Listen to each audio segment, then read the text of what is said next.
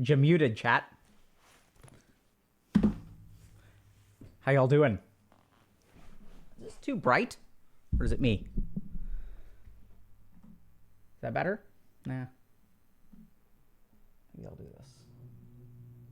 Nope. No lights? No lights? Is that better? That seems better. I try to. Bleme ugh hern. So recently I've just been doing like I try to do like some exercise. I don't like work out. So yesterday I did like, so I haven't exercised in a while, so I did like 40 jumping jacks, 20 push-ups, plank for like 40 seconds, 20 squats, 20 lunges. Just like do something. Have I eaten breakfast after a fashion?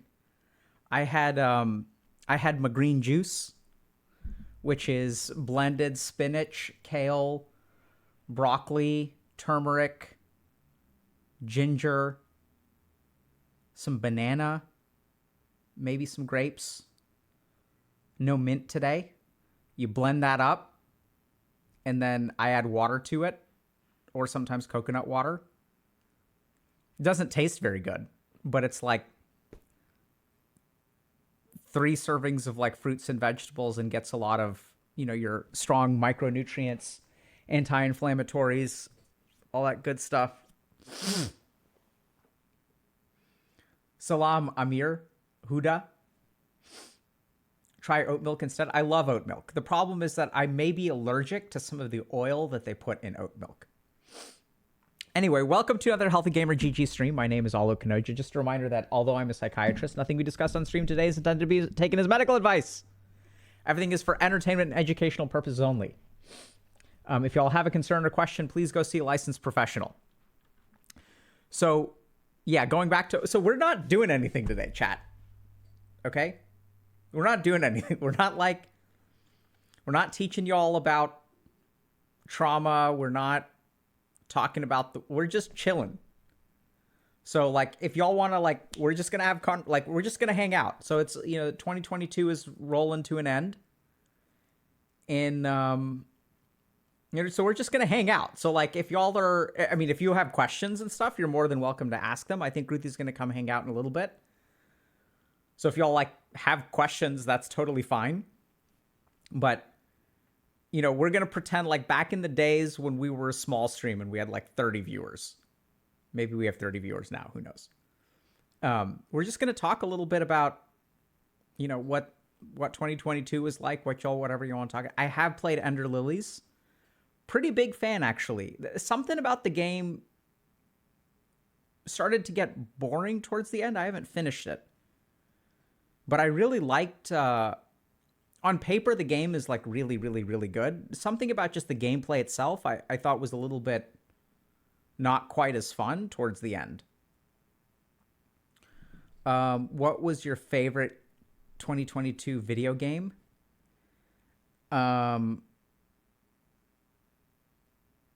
So like the game that I played in 2022 or that came out in 2022? Okay, so I have played Hollow Knight, obviously. Inscription, I loved as far as I can tell, the first half. I didn't finish it.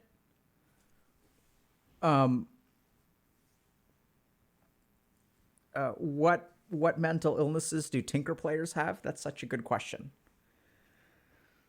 I'd probably say they're probably sadists, right? Because they want to make the world a terrible place for other people. Hi, honey. Hi. You have water? I have water. Do I need to get a chair? I can get you a chair if you want, or you can get a chair. I find getting a chair very challenging. I know, it's hard to pick up a chair, isn't it? Why don't you come sit here? I will get you a chair. Hold on 1 second. I have to go get a chair. You don't have to. I know. I can. I just don't want to. Hi. How are you guys? Congratulations, M-Tree, when you find your hair tie. That is it's a whole different day. Oh, thank you. Thank you, thank you, thank you. Y'all are so nice. Thank you.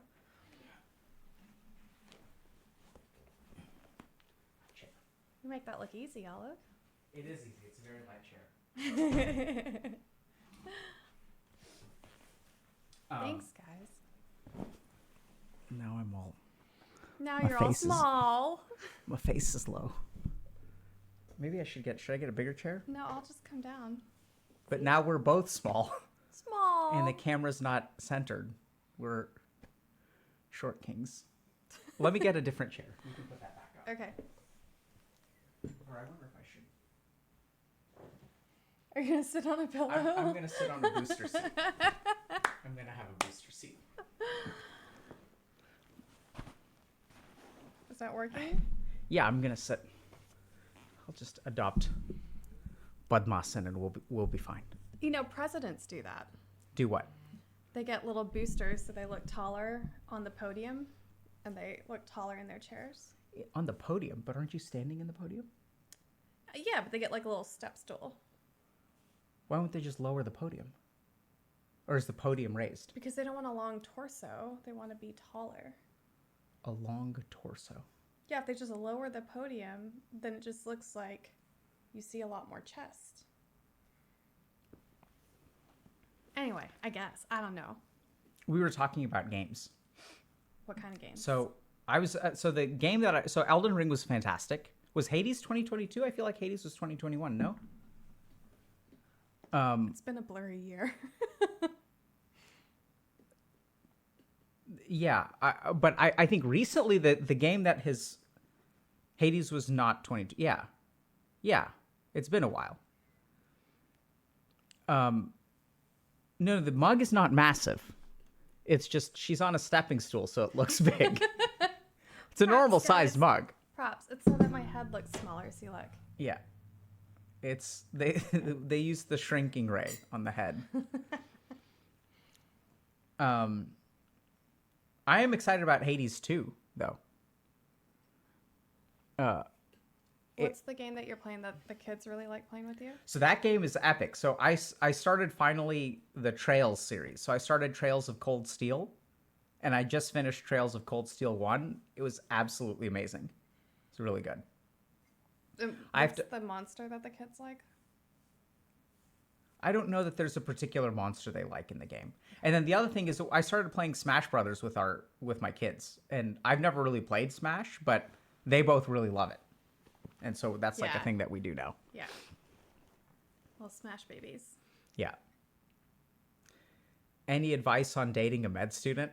I'll let Ruthie handle that one because she's the one who's dated a med student. Make sure you have your own hobbies because you're going to be on your own quite a lot. And get ready for some like boring dinners where they just talk about the hospital. I wonder if you need to move closer. Okay. This seems to not be picking up very much, but it's jacked to the max. Jack. Because I usually am closer. But is this too quiet, chat? You can hear? Okay. Okay, great. Thanks, guys. But yeah, have your own hobbies and just prepare yourself for a lot of boring conversations. And also bring in your non-medical friends to keep it fun. But then, you know, in 4 or 6 years, it'll be really fun. So make sure you're in it for the long haul. Yeah, I think so. You thought it was fun, second year of residency? Yeah, that's when we had our kid. That's when, like, I don't know, resident friends are cooler than med school friends because med school is so competitive, right? Like, y'all are all friends, but not, like, really friends. And in residency, y'all are all, like, in it together. I loved them all, but, you know, the residency friends are different. It's possible that I was just lamer in med school, and therefore I attracted a lamer crowd, and I was cooler in residency, and therefore attracted a cooler crowd. You were not your final form in medical school. It was still evolving. Yeah. I was not a basic Pokemon, but was a middle tier Pokemon. So what do you think? What do you two think about having a room for each own in a relationship? Each have your own room. Interesting. I mean, I know married couples that have that, but not necessarily their own bedrooms. It's more like, here's my hobby space and here's my hobby space, like their own offices and stuff like that. I can see having your own space, but I don't know. I feel bad for. I don't know. I like sharing a bedroom. Yeah, I mean, I think you know, I think people should do what works for them, and I think that you know, for example, if like one person snores a lot, it can be understandable that sometimes you sleep in a different room. Um, Separate pizzas. Separate pizzas are a-okay. yeah, or you can do half and half, right? You can do like you can be one of those people that's like, can we get this one on half and this one on the half?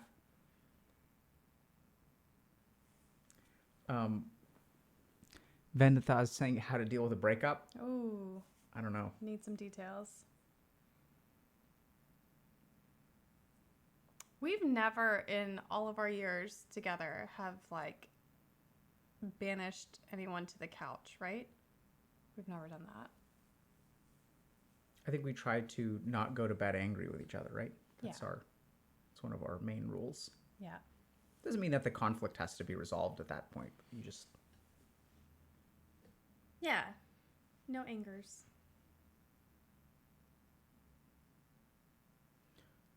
How to break up? Ooh.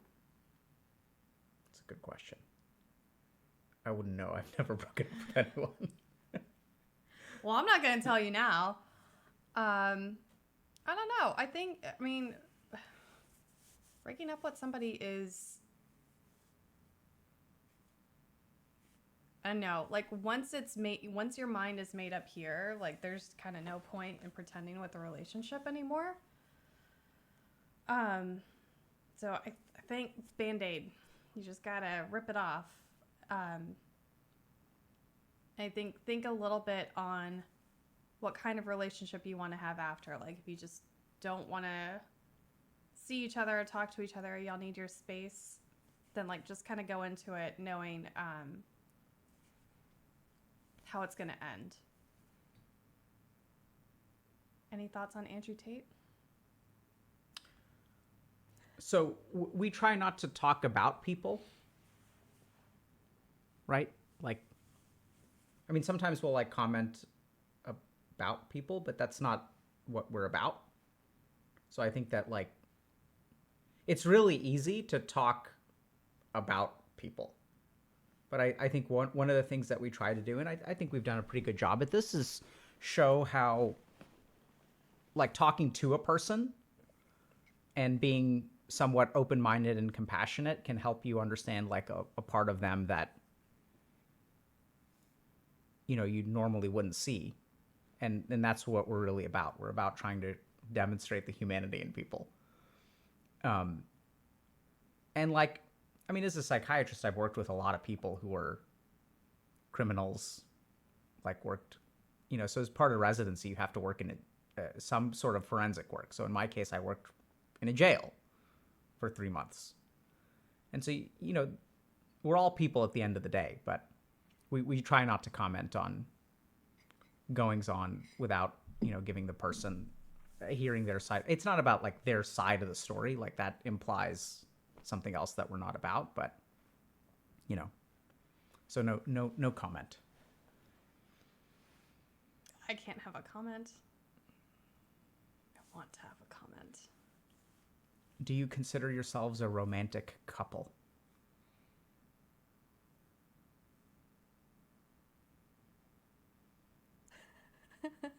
Most days, not always. It's hard I don't know because if we're like, romantic. we I think are. we're loving. Yeah, but that's what makes it romantic, because you're not like, I'm going to take you to a candlelit dinner. You don't do like cheesy Doesn't that upset romance you? stuff. Did you want me to? Listen, a tablecloth once in a while would be nice instead of, you know, what kind of like bring your own silverware places that you like to go. But I think you're full of romance. Okay. You made sure, like every morning, you take care of the coffee in the mornings. Yeah, that's. I mean, if okay. You're sweet. You're sweet. Increase microphone gain a little. Nope, I don't think we can. I think it's jacked up, chat. Just gotta lean forward. We gotta just move in. Can this just come here? Can this be right here? We can do maybe that, but I don't think it's gonna get more than that. Okay. But I see someone keeps on.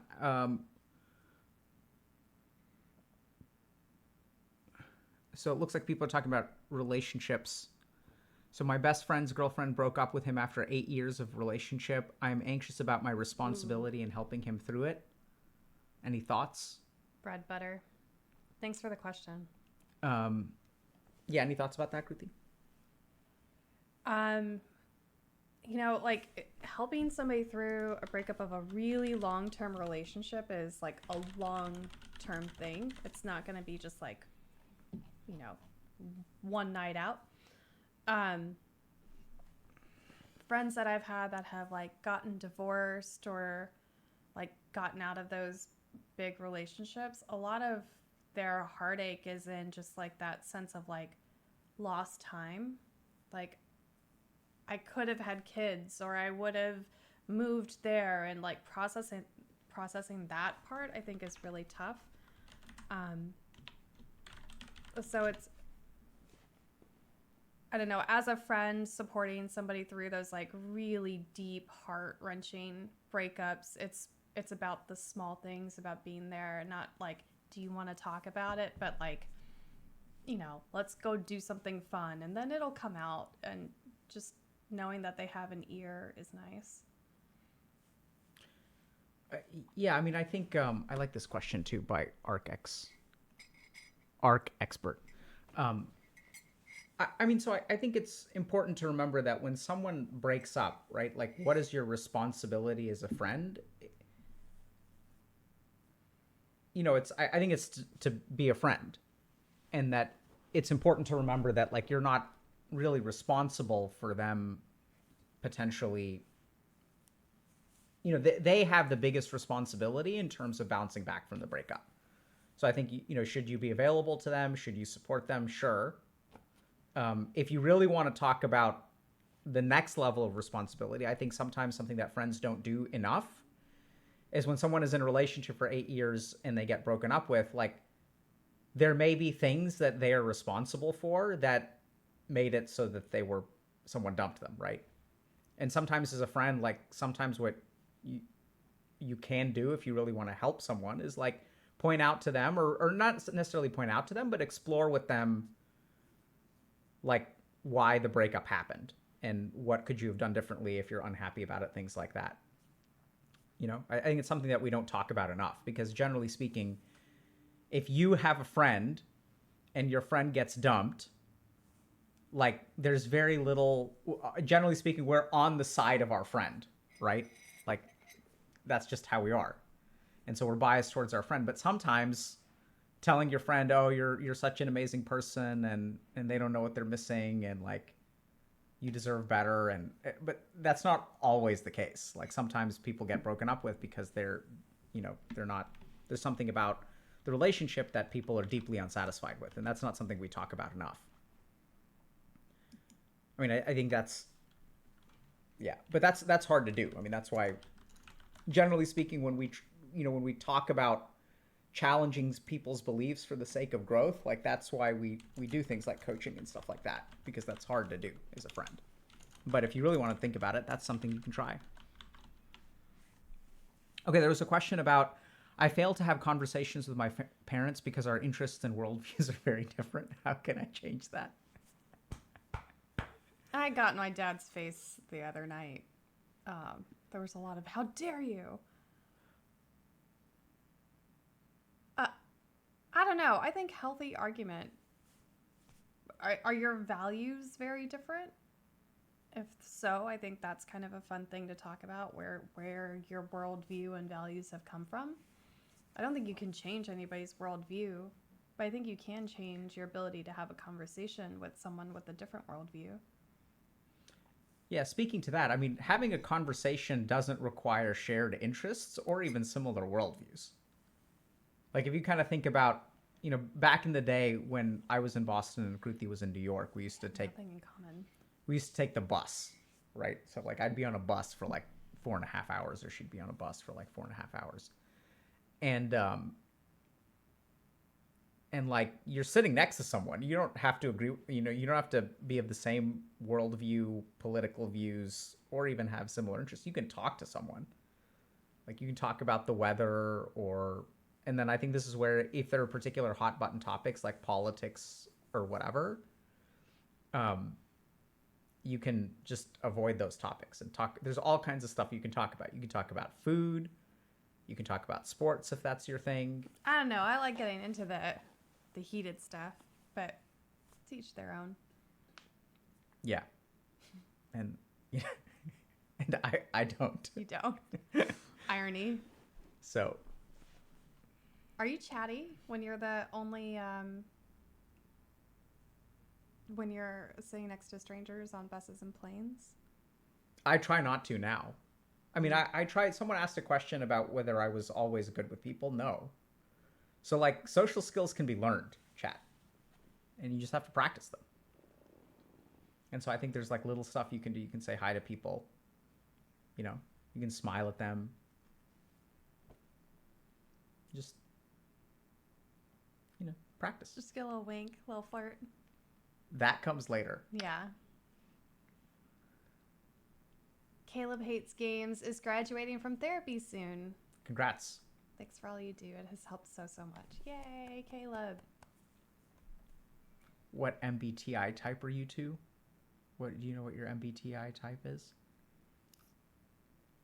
I'm thinking over feeling. I'm extrovert over introvert. That one's like borderline. And then what's the other one? NP? Or intuitive or sensing? I think I'm an ENTJ. I think I'm an ENTP. Sorry, INTP. Okay. I forget if I'm a P or a J. I think you're probably a P. Fates is a P. I forget what P versus J means. Perceiving versus judging. Your grasp of time is more towards the P. Yeah. What's an Ollie Bowl? I got to tell you something. Uh-huh. If you see a word you don't recognize in chat, don't say it. You can't say it. Okay. Okay. You gotta Twitch 101. All right. Okay. I don't do this very often. Oh, I know.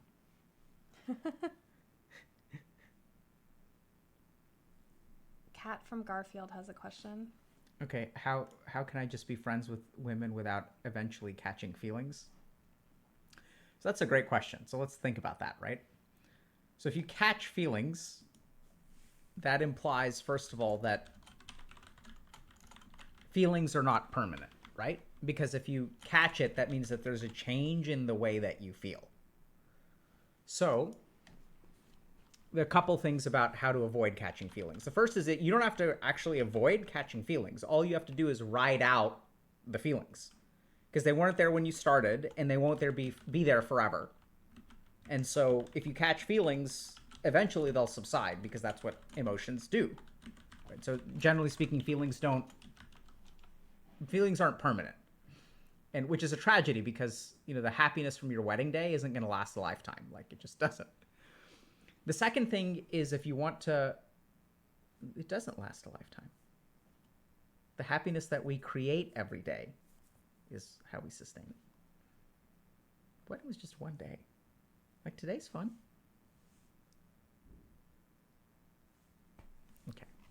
So, but the other thing to consider is that, generally speaking, if you have outlets for particular feelings or needs, then it's easier to avoid catching feelings. So, for example, let's say I have no one that emotionally supports me through the hard times.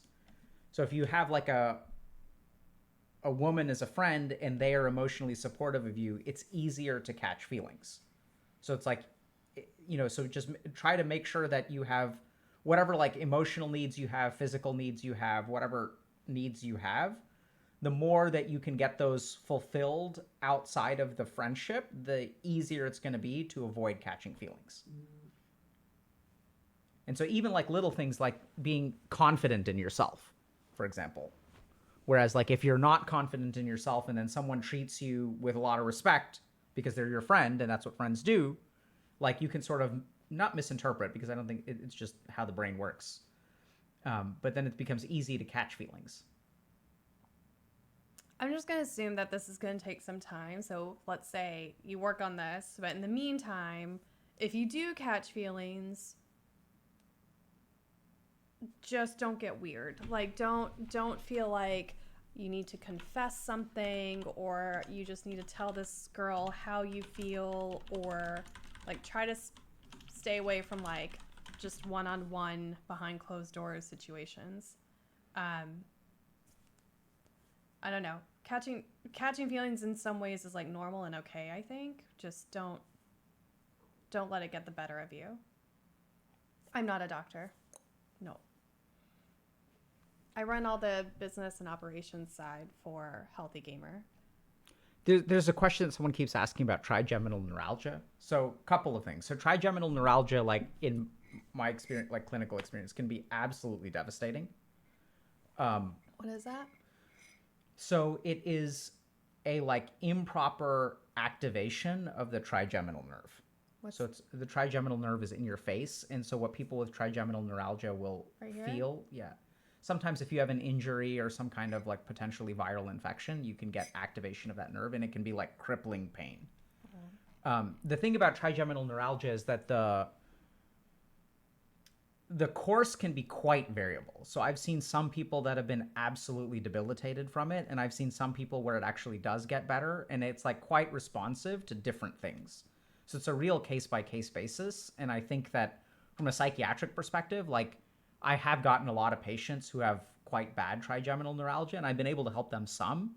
It's honestly something that I wish I could have spent more time on clinically, like learning how to help people with those kinds of like nerve conditions or things like that. I think unfortunately though, like mileage varies a lot. There is some evidence that things like meditation can help with trigeminal neuralgia, but honestly the evidence isn't great. It doesn't mean that it can't help. So if the evidence isn't great for something, that doesn't mean it doesn't work. That just means we're not really sure yet, or we haven't really figured out in what way to optimize the benefit. This is kind of an interesting question from Skredzen. Mm-hmm. Hi, this is out of topic. I'm born in a Christian family, got baptized and used to go to church frequently. Growing up, I got hooked by Buddhism philosophy and practice. I'm kind of confused and I feel like I have to take a side. Okay. So let's understand something, okay? So I understand you feel like you have to take a side. But taking a side on religion is largely an Abrahamic religion concept, right? So if we look at like Judaism, Christianity, and Islam, and if I'm mischaracterizing this, please let me know if you're an expert in stuff. I'm not. But if you look at it, there's like a common thread in those three religions, which is like there are people of the religion and there are people not of the religion, right? So either you're a Christian or you're not a Christian. Either you are a Muslim or you're not a Muslim. There's the Gentiles and the Jews. So that tribal aspect of like being a part of the tribe or not part of the tribe is really like an Abrahamic concept. So if you grew up in a Christian tradition, I can imagine that your view of religion is that you've got to pick, right? Because if you think about something like baptism or confirmation in Catholicism, those are like binary things. Like there are the people who are baptized and there are people who are not baptized. So it's like a us versus, it's not versus, us or them. Whereas if you look at Buddhism, like you can't convert to Buddhism. I mean, sure, I'm sure people out there will convert you to Buddhism, but you can't really convert to Buddhism. Like, it's not like if you actually look at the teachings of the Buddha, Buddha didn't say, hey, y'all got to join this club, and everyone who's not a part of this club is not a part of the club. That's not really an Eastern religious concept. The same thing is true of Hinduism, where there are things that are analogous to conversion, but they're not really conversion. So from a Buddhist perspective, you can go to church every day and, like, generally speaking, I think this is a pretty safe thing to say. Most Buddhist doctrine will not care about that. Like, Yeah. so even the idea that you have to choose is something that is really from a Abrahamic standpoint, right? Because they have words. Like in the Abrahamic tradition, you have words for, like, the infidels or not infidels, or the Gentiles or the Jews. Whereas I'm sure that there are words in Buddhism and Hinduism too for people who are not that, but it's not a central part of the religion. So Buddhism is really about, it's a philosophy of how to live your life. It's not about what you believe. Beliefs or faith don't really enter into it. They can be useful. There are reasons to have faith and there are benefits to faith, but it's not central. Every church, I think, is different. So sometimes it's the specific church that makes you feel like you have to do things within that church's way, not even like the religion's way, but that church's way of things. Has someone entered the house? Yeah, your cousin. She's picking up the rice. We're throwing a party tonight, and there's a lot of logistics between kids and food, so you might see us like texting and answering doors and stuff. But I think it's awesome that you are open-minded and exploring things that work for you. I would just not feel pressured to choose a side. Do what's best for you, not necessarily what's best for your church or whoever else. Yeah, aren't there children that grow up with one Christian parent, one Jewish? Yeah, there are kids who grow up with parents of different religions all the time. And I think sometimes that works really well, and sometimes it's a point of frustration and contention. Yeah.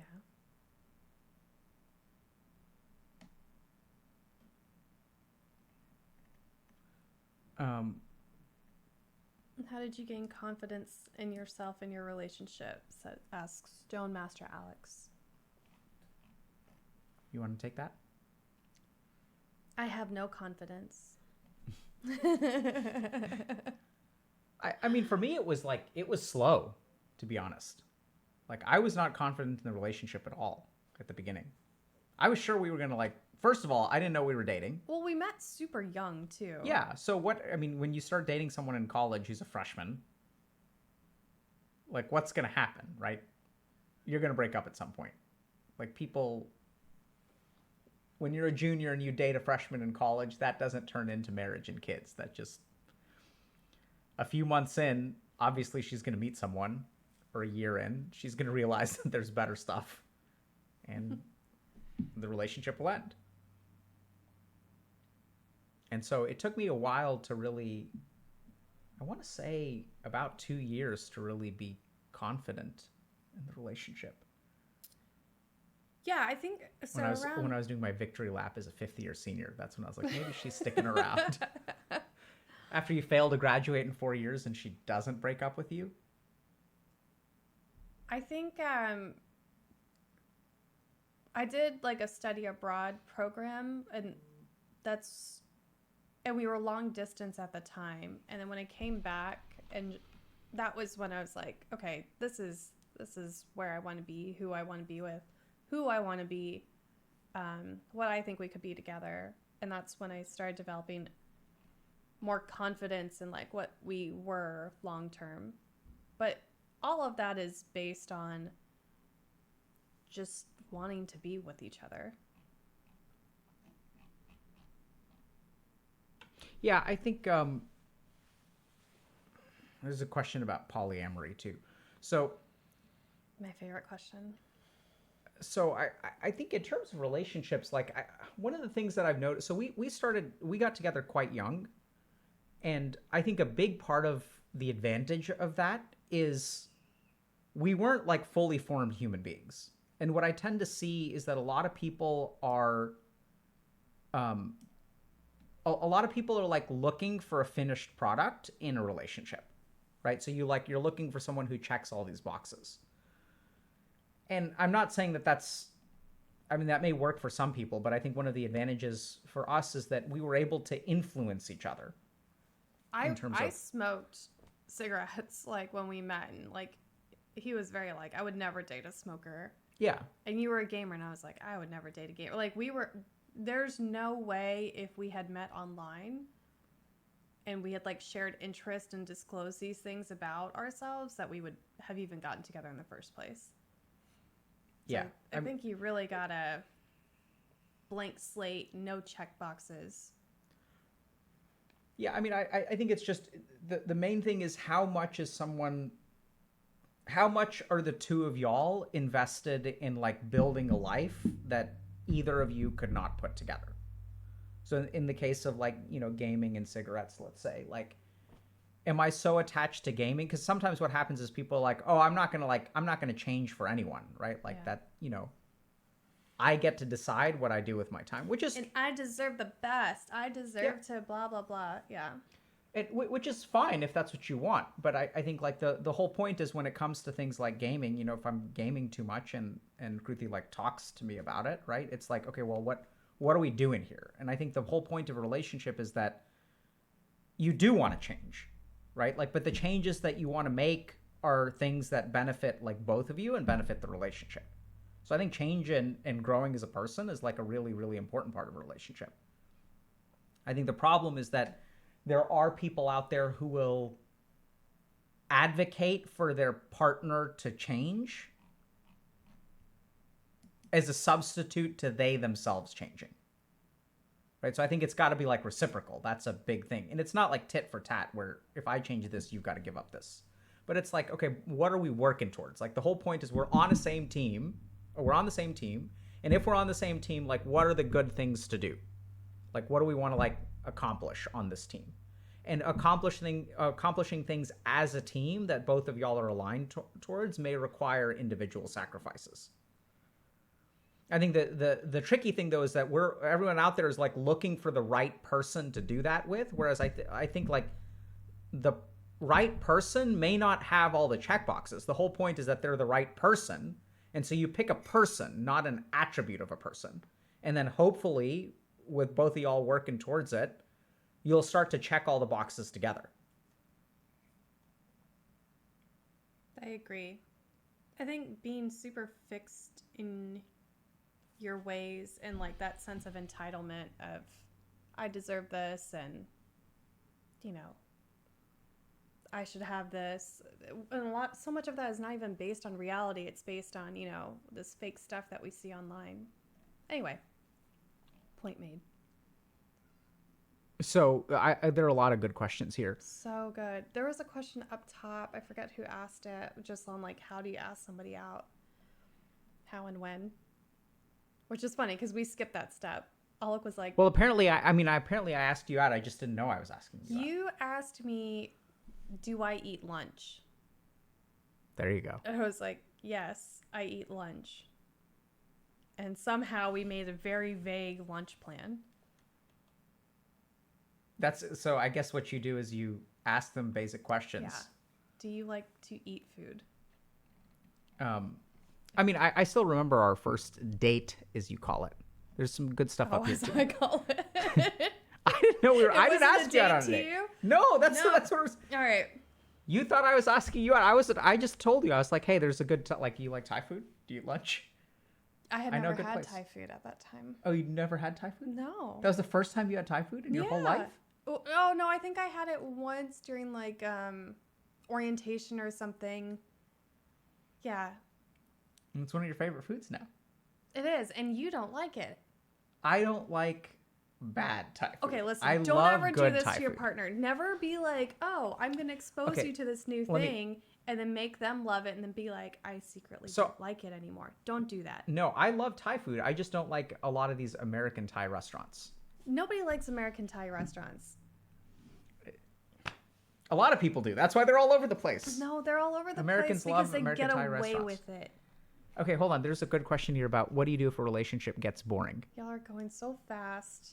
Okay, We're so going- Hickeyberry is asking, what do you do if a relationship gets boring? So this is a couple things. Start streaming.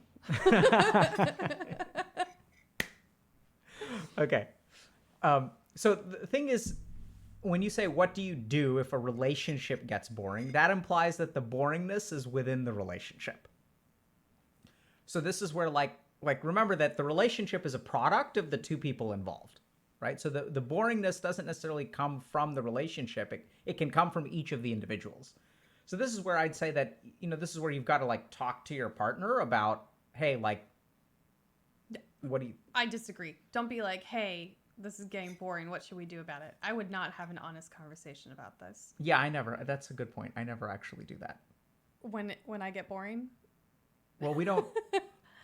Here's what we've done. We've started like listening to audiobooks together. Like, because at some point we just run out of stuff to talk about, right? Yeah. And that's because you're too like internal. So we needed like more external. Don't have an honest... This makes me question much of the advice that I give on the internet. Yeah, that's why I'm here. Yeah, so I don't think like you talk to your partner and say, hey, this relationship is boring. But I mean, that's not actually what I do. But I think that you have to remember that you have a... We get bored all the time. Yeah. But we'll say like, oh, we need a new show or a new book or let's do something new. We don't use the word bored. Where do you want to go this weekend instead of what do you want like to let's do this something. Weekend? Yeah. So that's where I think it's important to remember that you have responsibility in that relationship being boring. Okay, so you need something to do and you need something to talk about, I think. So find a physical activity that you guys can do together. So one of the ones was rock climbing. I stopped getting my nails done so we can start going rock climbing again. Tennis is my preference, but you don't like tennis. But find things like that. And we've had this conversation a million times for like activities to do together. And then like listen to podcasts together. I do this actually with my sister, whom I love, but I feel like we have nothing to talk about anymore. So we traded. And she was like, you listen to this book. And I was like, great, you listen to this podcast because I want to talk to you about AI in the news and this Elon Musk Twitter debacle. Like, I want to be able to talk to her about stuff like that. And she wants to talk to me about other stuff. So... Yeah, so I think remember that like a relationship requires raw materials to stay interesting, right? You need something like you need inputs. And you can sort of create those with intentionality. And that's where like if you're bored in a relationship, you can, I think Kruthi's right. You don't go to your partner and say, "Hey, I'm bored in this relationship." Yeah. But you can talk to them about, "Hey, like, what do you want to do? Like, is there like any suggestion, like, maybe we should do this or maybe we should do this." And like, you should start thinking about how to make the relationship more interesting as well. Do y'all want to learn a new skill together? Like we've done that kind of thing. Like Kruthi was saying about rock climbing. It's like, because you'll be bored, right? And then, but it's like, okay, like, what are we going to do this weekend? Like, let's do something. And then you can like contribute to it. So like so we read a book together. My impression of the book was very different from her impression of the book. But we both enjoyed it a lot. Since we read the book together, there started to be this inside joke. And then I actually found a subpar board game that is based on the book. Column of Fire. Yeah, Column of Fire by Ken Follett. Y'all read Ken Follett? Oh, they're going so fast. I know, there's too much. I can't keep up. They're so fast. It looks like you guys are getting jobs and winning money and starting your own businesses and supporting lots of people, which is so awesome. I love seeing that. Yeah. Oh, this is such a good way to put it. Sam Bam, thanks, ma'am. I'm not bored in the relationship. I'm bored and I'm in the relationship. That's one of the things that the relationship is supposed to help with. All right, cool. Yes. So Okoka is saying, just have kids, no time to be bored. While that is true, I would never recommend having kids to resolve any problems in your relationship. Then why'd you get me pregnant? Because it wasn't to solve a problem. That's my point, is that you shouldn't have kids to solve problems. You should actually have like a very stable relationship before you have kids. Okay. I guess we did that. I'm seeing kind of questions about grievance Okay. or like grief processing, grief support. Ooh, and constant yelling in the house. These are great questions. You do grievance, I'll do constant yelling. Okay. Good afternoon. So Garrido's asking, good afternoon. I was curious, your advice. My fiance recently passed. Oh my God, I'm so sorry, dude Very sorry to hear that. or girl. How does one go about handling the sadness yet acknowledgement that there is nothing I can do to change it but carry on in her honor? I fear too much suppression could be damaging, but what is the point of being sad if I can't do anything to change it? That's a complicated question. Yeah. So let's understand a couple of like basics about the grieving process. The first is that it is a it's a natural process, right? So it's not something that going through it is like a normal part of how the human body, brain, mind, soul, whatever processes a loss. Second thing is that how does one go about handling the sadness yet acknowledgement that there is nothing I can do? So this is a really important misconception that we have, that emotions require an action, right? So if I'm feeling sad, the goal is to do something so that I no longer feel sad. Sadness is something that should be run away from because I don't like feeling it. And that's the idea, right? If an event makes me sad, let me change that event so I can be happy. Which is completely normal to want to think that way, but that's actually like why we have such a bad dopamine addiction problem in our society today, because people are running away from negative emotions. And if I watch some cat videos on TikTok, like, I'm going to be happy, right? So you don't have to the sadness is not something that the experience of sadness can sometimes be the way that you let it go. So by feeling your emotions and kind of like just feeling them without doing anything or even reacting to them too strongly, just like the sadness is like it's the grief coming out. And when grief comes out, it expresses itself as sadness or tears or whatever. So that's okay. Suppressing too much may be harmful, but it's actually quite healthy to suppress some emotions some of the time, especially when it comes to grief. So the other thing to remember about grief is if you want to suppress it for a little while, go for it. Like I wouldn't recommend using substances or things like that to suppress it. But grief is also like a complicated process because it can last years. Now that doesn't mean that you're sad every day for years. What that means is that on the anniversary of their passing or on their birthday or something like that, a year later, you've actually been happy for the last 6 months. And then you wake up one day and suddenly like the sadness hits you. That's also completely normal. So I don't think you need to worry about suppressing it too much. Just make sure you have a good support system. And remember that much like getting a cold, grief for the most part is something that your body knows how to handle, even though the handling of it sucks.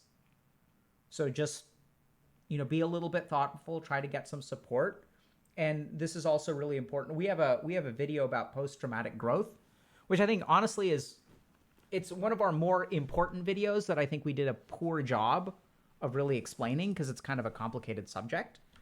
But the other thing that's really interesting is that the grieving process actually strengthens us oftentimes in many ways. So even as you kind of say, and a big part of like how do you sort of end the grief is when you internalize whatever you took away from the relationship and you make it a part of yourself in a positive way. So you even said something about, how do you honor her memory? And you're like, okay, I'm going to honor her memory by doing A, B, and C. And then you like make the world a better place. You feel better about it. People are grateful to you. And it kind of like ends up positive, which is what's really interesting. Very sorry for your loss.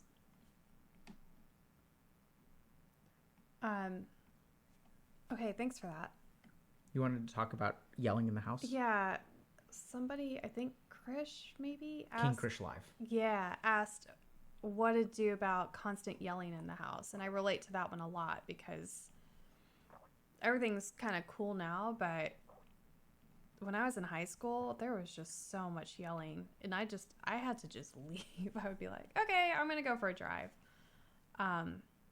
I think you just got to kind of get out and also signal to your parents, like, I do not want to be here when you do this. So even if you're just going to take a walk or whatever, I don't know. Sometimes I think parents,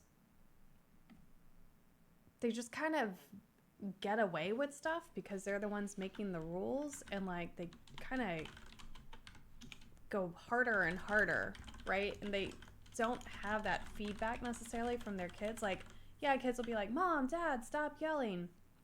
But a lot of times that doesn't break through to people. Like, if you think about yourself, when you're really angry and somebody tells you to calm down, you're not going to calm down, right? And so if Mom and Dad are yelling and you say, Mom, Dad, stop yelling, calm down, like that's not really going to help. But if you just signal to them like this is not where you want to be and you just get out of there, I think that's kind of, in my experience, that was the strongest signal I could send, is like, you guys are on your own. I do not want to be here when y'all are like this, and just leaving. And of course there's fallout when you come back. Like, people are still pissed, but like it's more of a loud conversation than it is yelling. I don't know. There's a question about whether you're my boss and whether I have performance reviews. We are going to do annualized performance reviews this year, and yeah. I don't know. I think maybe technically, but not really in practice. Yeah, I mean, I think I would say when it comes down to it, generally speaking, yes, right? But I think performance reviews are a really good example of like how to make this work. Because the whole point is that we have a professional relationship and we have a personal relationship, and those two things don't cross. Right. And so by having performance reviews, like, you know, it's like we're going to have performance reviews at 4 p.m. on, let's say, a Thursday. And then like once those performance reviews are done, then we each have maybe 1 hour of work, and then it's like 6 p.m. and we're going to take our kids to dinner. And those things are completely separated. So we don't talk about, and if she gives me feedback in the performance review or I give her feedback, we give each other feedback a lot because we're colleagues. And, you know, honestly, it took a while to figure out how to do that well, but I think it works really, really well if you do it right, which is just to understand that you have two separate relationships and that the two don't, you know, they don't really blend. And like you have to be able to separate out the personal stuff from the work stuff, which we're not always perfect at.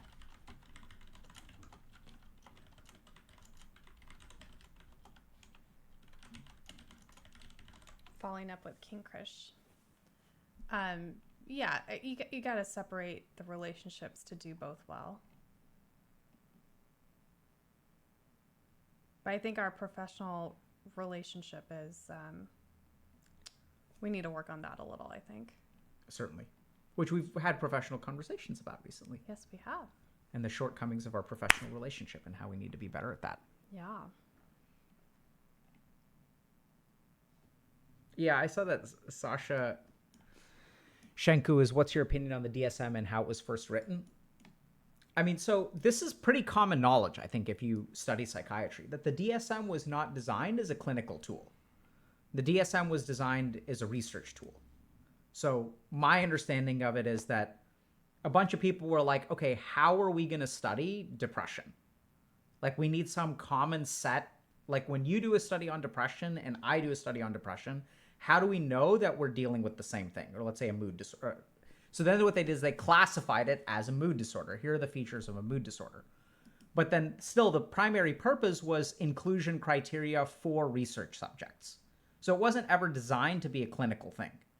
Then what happened is, as we started doing research on, let's say, mood disorders like bipolar disorder, and we discovered, okay, this medication works for bipolar disorder, then we sort of fell into this issue of, okay, how do we know if this medication works for this patient? Well, how similar is the patient to the research criteria? And that's when it really started getting blended. And now we sort of use the DSM clinically, but I think the good news about the DSM is that it's becoming more and more clinically useful with each iteration, because we're starting to realize that it's not, you know, it needs to be more clinically useful. And there are also movements within psychiatry, like RDoC is a good example of this, where people are trying to redesign the diagnostic criteria of mental illness that is free from the DSM. So there are intentional attempts to kind of do that. It's really cool actually to see what's happening in psychiatry, especially because it was fairly stagnant for like one or two generations, and now there's like so much energy into reclassifying and trying to like redraw the lines and organize the information. A lot more innovation in the space. It's pretty cool.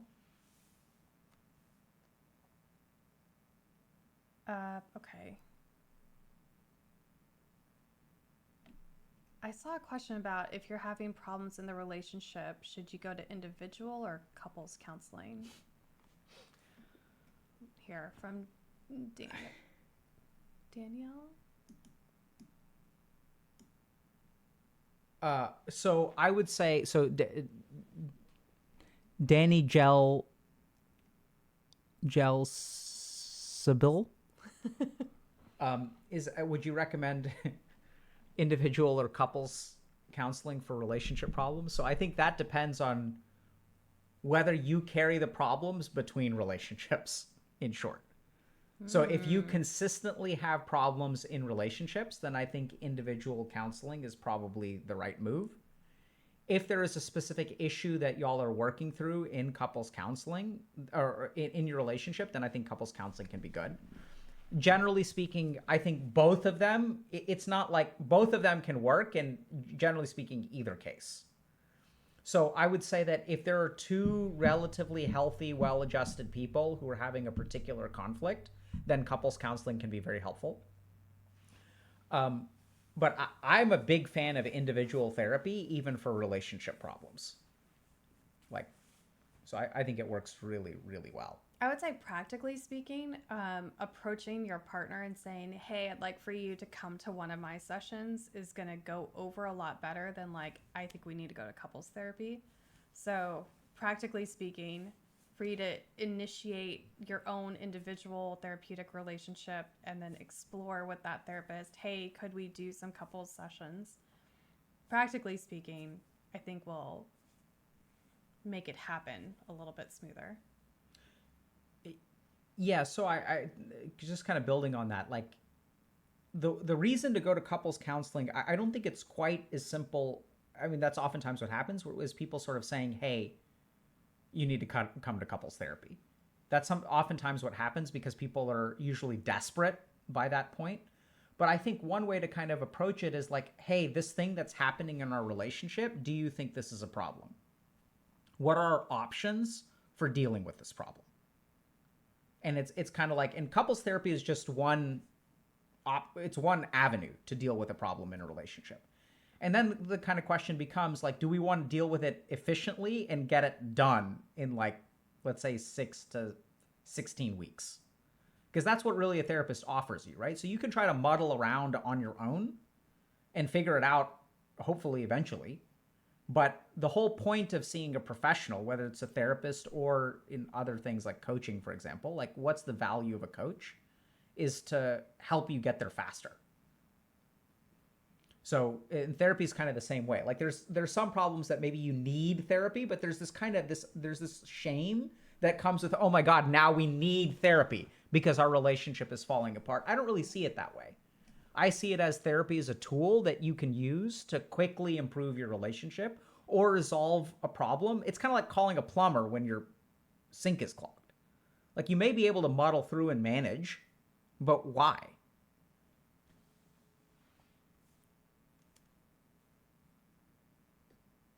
Hickeyberry is saying, I wish Dr. K was my boss too. I bet she is a great one. I don't know if you're talking about Dr. K or Mrs. K, but I am a terrible boss.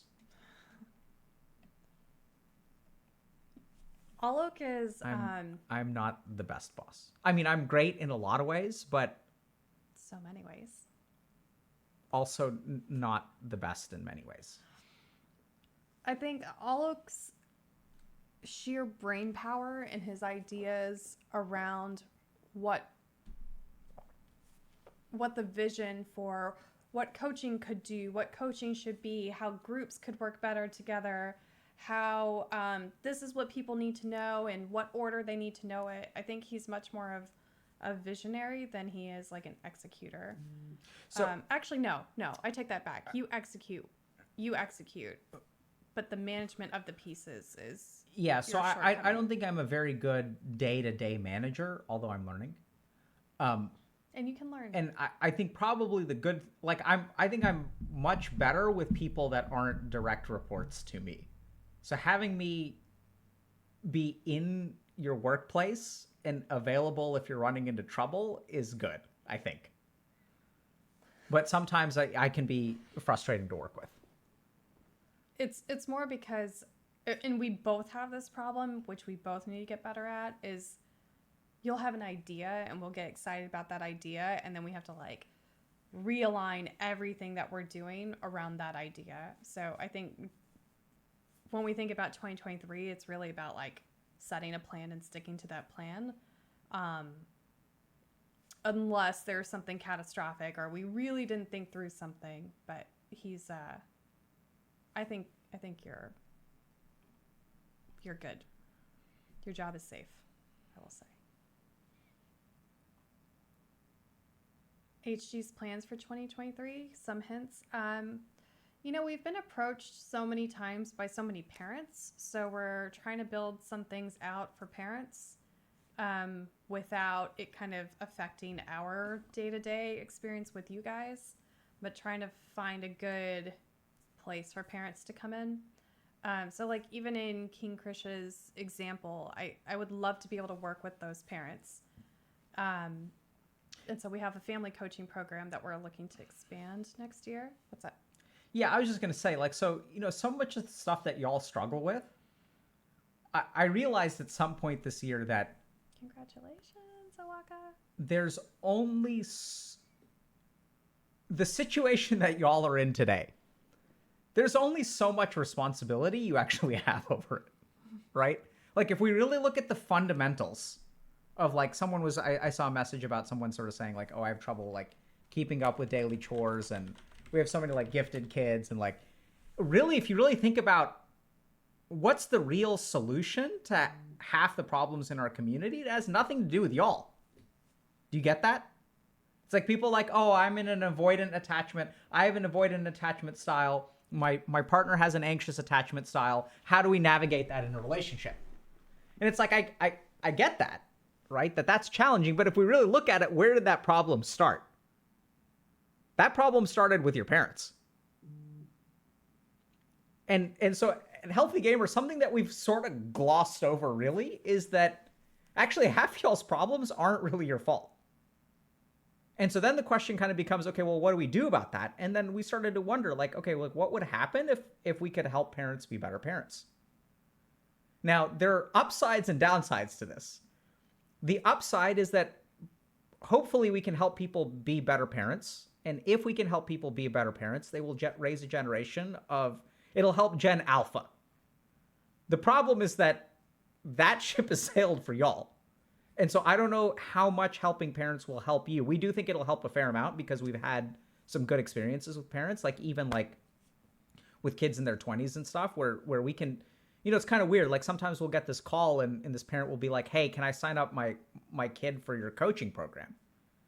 We'll be like, why would you want to do that? And they're like, the kid has all these problems. Take my kid, fix it. Yep. And then we'll be like, well, we're not so sure that your kid needs the coaching program. And he's like, what do you mean? He's doing all this stuff wrong. And it's like, well, why don't you sign up? He's like, I don't have any problems. And then it's like, well, maybe it's that kind of attitude that you want to outsource someone to fix your kid instead of like understanding your kid and stuff like that. Like maybe that's actually part of the problem. And so what we'll do is we think you should sign up. What we also did was sometimes they'll say, okay, fine. Customer service to take these calls. So it's not just all of being like, who's the problem is, it's you. Honestly, though, right? Because there are a lot of parents out there that are like, oh, my kid is not living up to my expectations. Let me go find some expert in the field. And if I find an expert who's brilliant enough, that'll fix the problem.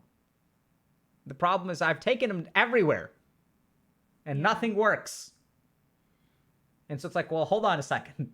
Maybe the problem's not the kid if you've tried a dozen things and none of it's working. Like, what do you mean? It's like, well, why don't you join up for a little bit. And There's a lot of, you're supposed to be the best. If you can't do it, nobody can do it. You're my last chance. You fix my kid. And then a lot of, you don't need the best to fix your kid. You need to work on yourself. And that can be done with almost anyone. Yeah, there's so many studies that show that parents, so providing mental health treatment to parents has positive clinical outcomes on the kids. So that's one thing we're thinking about for 2023. We're also trying to figure out, thanks for all of the love and the feedback on the guide. It means so much to us because we put so much into making those guides for y'all. So we're trying to figure out, do we do more modules? Do we go a monthly subscription instead, and like kind of combine community events with the guide experience? Because we do so many things. So we're trying to figure out how to make it the most approachable for y'all. We have groups, we have community events, we have coaching, we have guides, we have all this content, we have great discussion forums. So how to kind of package these different pieces together into the right experiences for you guys. So that's kind of the big thrust behind 2023. Yeah, so I see a couple of good things. So Barika is saying parents have it rough. They kind of lose scenario. I completely agree. So I think this is where like our approach, sometimes while I can be like a little bit critical of parents, I think the biggest issue is, so I think we think parents need help, right? So we don't send them to jail. We're like, let us help you because you all need help. And so I think this is the tricky thing. So I realized this kind of recently. It's kind of weird. So I was like thinking about, okay, like what do parents need to know about raising their kids? And then what I did is I thought about all the patients who have come into my office. And I thought to myself, okay, like what could their parents have done differently to avoid them ever showing up in my office? And the answer is there's not always something they could have done differently, because sometimes it's really not the parents' fault. But I'd say like literally in half of the cases, and this is why if you think about therapy, like what do we talk about there? We talk about your upbringing, right? We're like, oh, like did your parents do this with you? Did your parents do that with you? Did your parent, like, we talk about your upbringing, because that's when the trauma happens. And so then hold on a second. If we really want to fix this, like what should we be doing? We should be educating parents about the basics of like meeting their children's emotional needs and how to challenge them appropriately and how to listen. And like, this is actually what kids need. Because there are a lot of kids who have good parenting and they turn out fine, right? They have secure attachment. So we know this is doable, and we know that like 30% of the world doesn't. Wait, and so only 30% of the world raises securely attached kids? I want to say it's higher, but I don't know the statistics, so I'm lowballing it Okay. for the sake of. And theoretically, there are 4 types, and so you think that maybe there are 25. I'd really say secure attachment's probably closer to 50%. Okay. But and then I got curious, right? So I did something. I looked at parenting books, and then I realized all the parenting books are like diagnosis specific. Can I just say, when Olive gets curious about something, like the Amazon boxes start. So yeah, I read a lot of books. So I realized that all these parenting books are like parenting a child with OCD. And that's when I realized, wait a second, all the parenting advice is post-diagnosis. There's no parenting, there's like no book about like how do you prevent an anxiety disorder in a child, or what are the things that you can do to like develop secure. I mean, the secure attachment parenting books we have, that's the one good example. Most of the parenting world is about babies. So the adolescent stage is severely lacking. So we're excited to kind of be working more in that space. And I saw someone signed up for coaching. Please report back. Yeah, tell us how it goes. Honestly, we've trained 11 groups of coaches, and each coaching cohort has better and better outcomes certified. I apologize, I misspoke. So we've certified 11 cohorts of coaches. Yeah. Okay, got it. Um, and with each cohort, the curriculum improvements like are demonstrated in the outcomes, and it's pretty amazing. So we're very open to feedback to make sure that we keep making the program stronger. Yeah, good feedback in your coaching process. You'll have what's called a PSF, a post-session feedback form. So those are pretty actively monitored. Um, and then, so there's two pieces of feedback we look at, right? One is your outcomes. So are we improving big pieces of your life? And then the second part is your post-session feedback is, are you enjoying coaching? Was this a good session? What went well? What could have been better? And so what we look at is how do we strengthen the outcomes, but also how do we strengthen the kind of weekly experience? Yeah, so I see a couple other coaching comments. I tried career coaching and it was okay, but it was over 6 months ago. I don't know exactly what okay means. I think generally speaking, people are very happy with career coaching, and it's been one of our programs that's steadily grown through word of mouth as people are like having good outcomes. I do think one of the challenges around career coaching is that people's problems are so different that sometimes people do have variable experiences. But thank you very much for sharing, that it was okay. And hopefully in your post-session feedback and stuff, if there are other things that you think that your coach could have done better or like problems that we weren't able to help you with, please let us know. The thing with career coaching is it generally takes more time to implement some of that stuff, right? Because it's not like you can kind of week one have like a goal of I want to raise or promotion or I want to start my own business, and then by week 12 it's all happened. So career coaching can go slow. I'm not saying that's what this person's experience was, Yeah. but career coaching in particular can be a longer process. Someone else is saying, I've had an amazing experience with my coach and would love to talk about that more. Should I send an email? Well, you can, but I mean, you can include whatever you want in the post-session feedback, right? You should be getting that. But I'm so glad that you've had an amazing experience. I'm seeing more stories about coaching along with therapy has made a big difference. Thinking about taking a break from coaching after a year. Awesome. I think that sounds good. And one of the things that I'm really proud of is we do our coaching in weeks, not years, because we want you guys to be able to benefit and move on. We don't want to keep you guys around forever and ever. That's kind of one of our critiques with the way the mental health kind of complex currently runs things. And I think like taking a break is great, or even being done is great too. Right. So the whole point of coaching and what we do, not just coaching, but just HG as a whole, is we've said this many times, like the goal is for y'all to be able to leave. You don't have to leave. We've changed that. I used to say the goal is for y'all to leave, but now I realize that people don't want to go, which is totally fine. So you're welcome to hang out as much as you want. And that's why so part of our focus actually in 2022 was community events. I don't know if y'all kind of noticed that. But we built out a big infrastructure for community events, because then the question is, okay, if you finish coaching and let's say you get stuff taken care of, right? And now you're like on a positive trajectory, how do you continue growing post-coaching? And that's where I think some of these things like right in the fields and stuff like that really come in, where, you don't have to, you can learn and grow with HealthyGamer, like prior to coaching, post-coaching. Like that's why we have videos and streams and stuff like that. Right. And right in the fields and some of our community events are for people who are looking for, I also saw one person sort of mention that they're broke and can't afford it. And so we've tried to build things that are like free. I also saw this one. Take your jobs.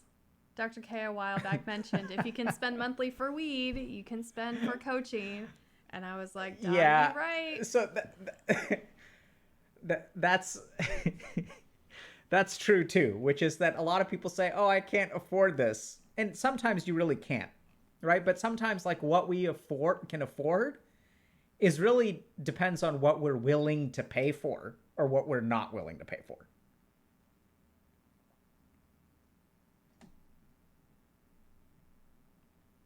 What are the factors of success or failure in coaching? I feel like this is like success or failure in anything you try. Pink sausage. Yeah, so I tried coaching and it didn't help me much. Should I try it again? What are the factors that led to success or failure in coaching? What a great question. So the first is, if you tried it and it didn't help you much, I would not recommend trying it again. I'm not saying you shouldn't try it again, but I wouldn't say, yeah, you should absolutely try it again. So the first thing to understand is that coaching is really for people, it's not for everybody.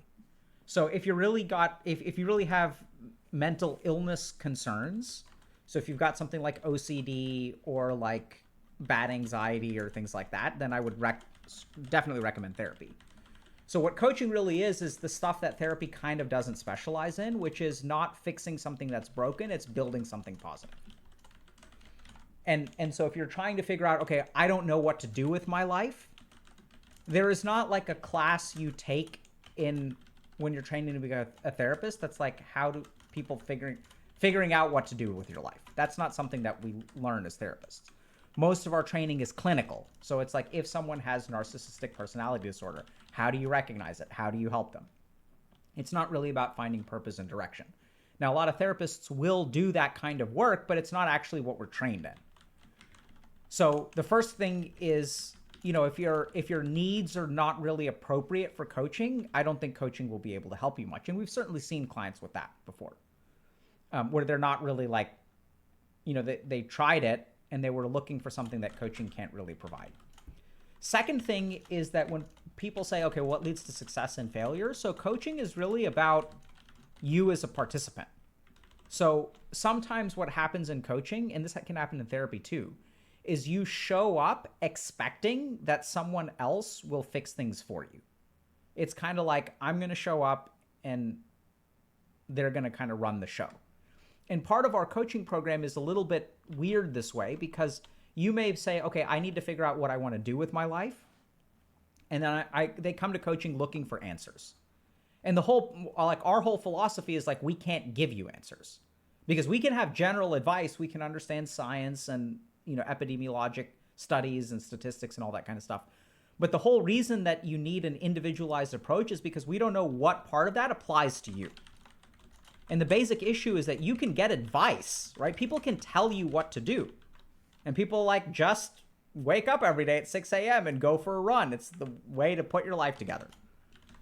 But the challenge is that the application of the advice requires an individualized approach, because your psychology is unique. You have a unique cognitive fingerprint. You have a unique, brain. You have unique childhood experiences. And so what we tend to see is that the people who do the best in coaching are the ones that come looking to understand themselves first, and then take that understanding and really challenge themselves to apply it to their life. And I think another big part of it is that, oftentimes you need to be okay being challenged. Challenges that our coaches have with clients are clients that are over intellectual. So they'll analyze everything, and they'll be like, I can't. So that's where this happens all the time on the internet, where everyone's figuring out these complicated solutions to these very, they read the psychoanalysis subreddit and then read Carl Jung and all this kind of stuff. Whereas over intellectualizing it may not work. So a lot of times people come looking for some kind of magic bullet that will fix everything for them. They're looking for a way to fix things in an easy way. But the truth is that sometimes it's just hard. So I think clients who are willing to be challenged, clients who are willing to be flexible about what they need. So another challenge that we run into is that some clients, what they want and what they need are two different things. And if you come in looking for what you want, but you're not open-minded about what you may need, which is what your coach may tell you, then oftentimes it's not going to work. And then the other part of it, though, is that it's very possible that you as a client did all of those things and coaching still didn't work for you, which is possible, right? That's got to happen sometimes. It's got to happen. And so it could be a failure of your coach, right? That's another reason why coaching doesn't work, is that your coach didn't do a good enough job. It's absolutely a possibility. I think we tend to do pretty well around that. So our quality controls are quite good and our coaches are quite good. And then at the end of the day, though, it's not for everyone. So I think if you're really looking to understand yourself, if you're looking to make a prompt change, and if you're okay being open-minded and stepping away from the conclusions that you've already formed. because that's really what it's about. Because the whole problem is if you form the conclusion and you still have the problem, maybe there's a misdiagnosis. And so sometimes when people come in and they're operating on that conclusion, they don't do better. I saw some great questions about people feeling stuck in therapy, not knowing if they should kind of take a break from therapy, if they should quit therapy, if they just have a crappy therapist. How do you know? I'm going to just kind of paraphrase all of these questions into one. Like, what do you do if you feel therapy just isn't working?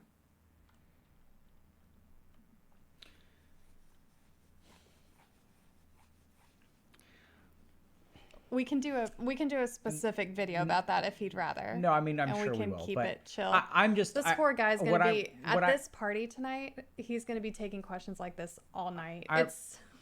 So here's what the sigh was like. I've been so frustrated by sometimes some of the therapists that my patients have had.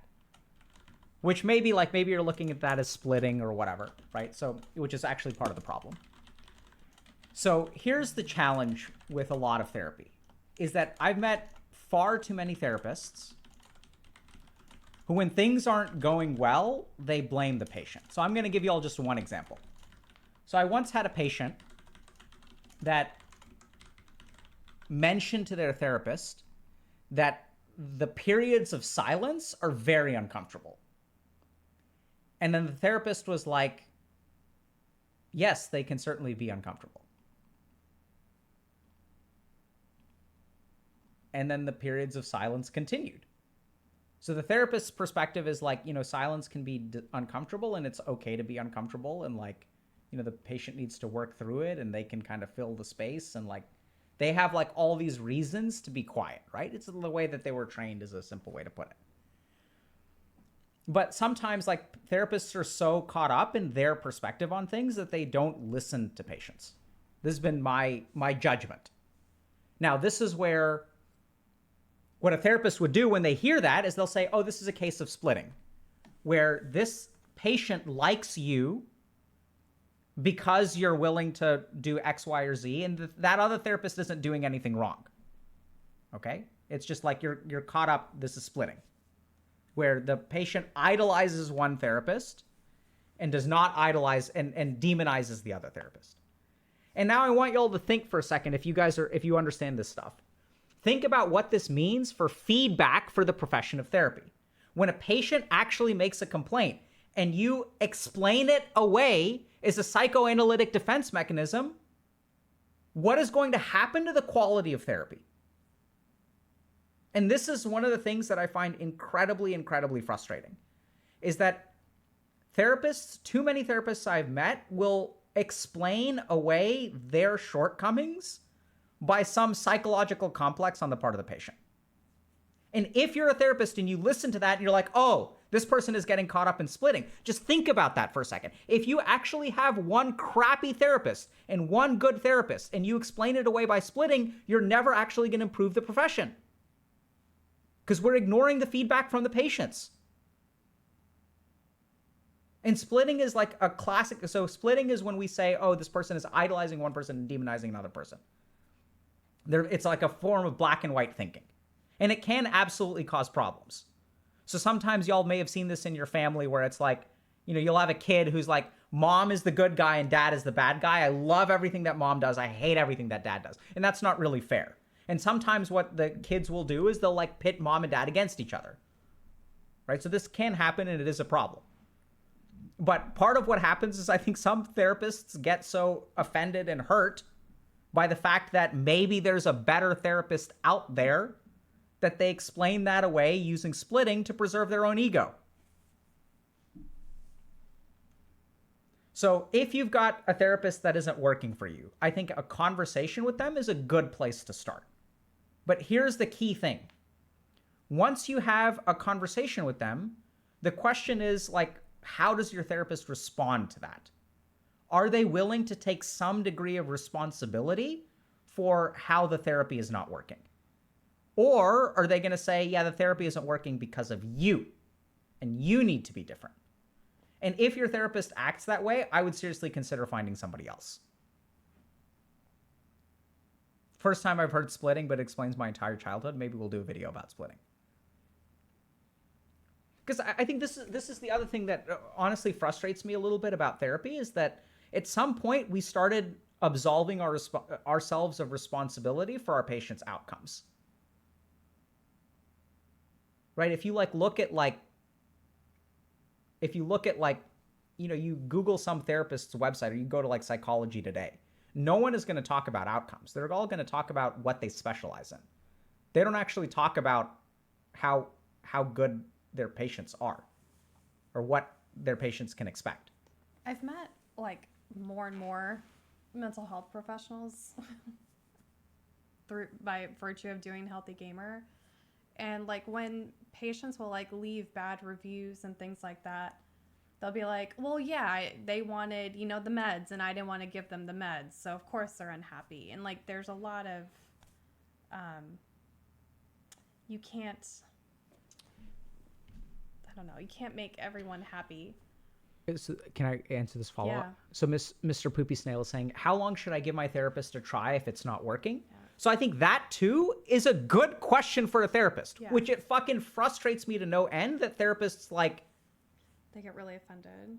Oftentimes they'll get offended, which is like, okay, so like I would talk to them and be like, okay, so I'm saying this is not really helping me very much.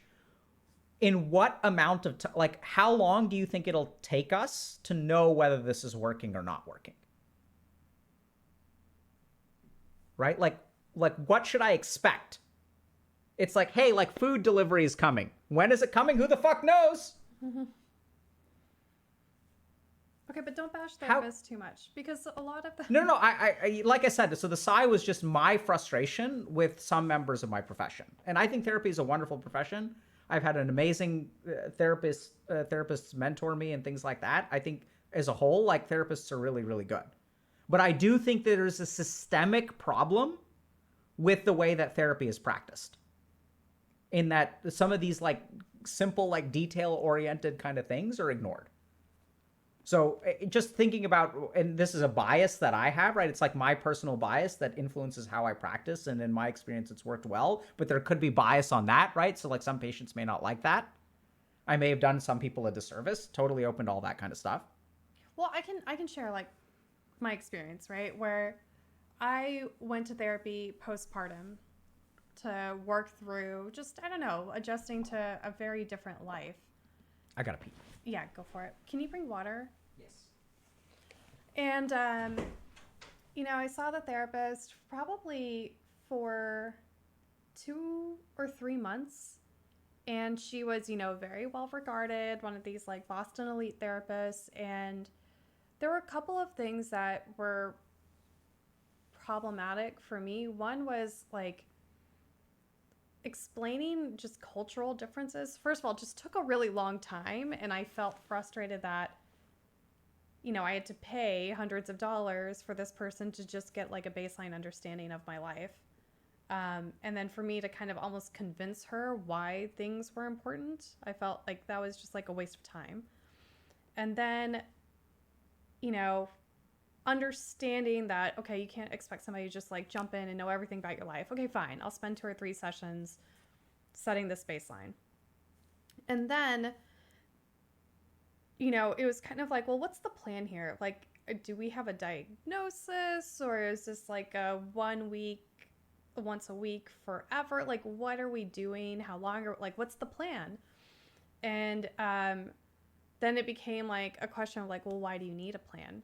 And it's like, this isn't like a big psychological thing. I just want to know what I'm getting up into, like practically for like insurance and all the other things that you need to be able to communicate the plan, right?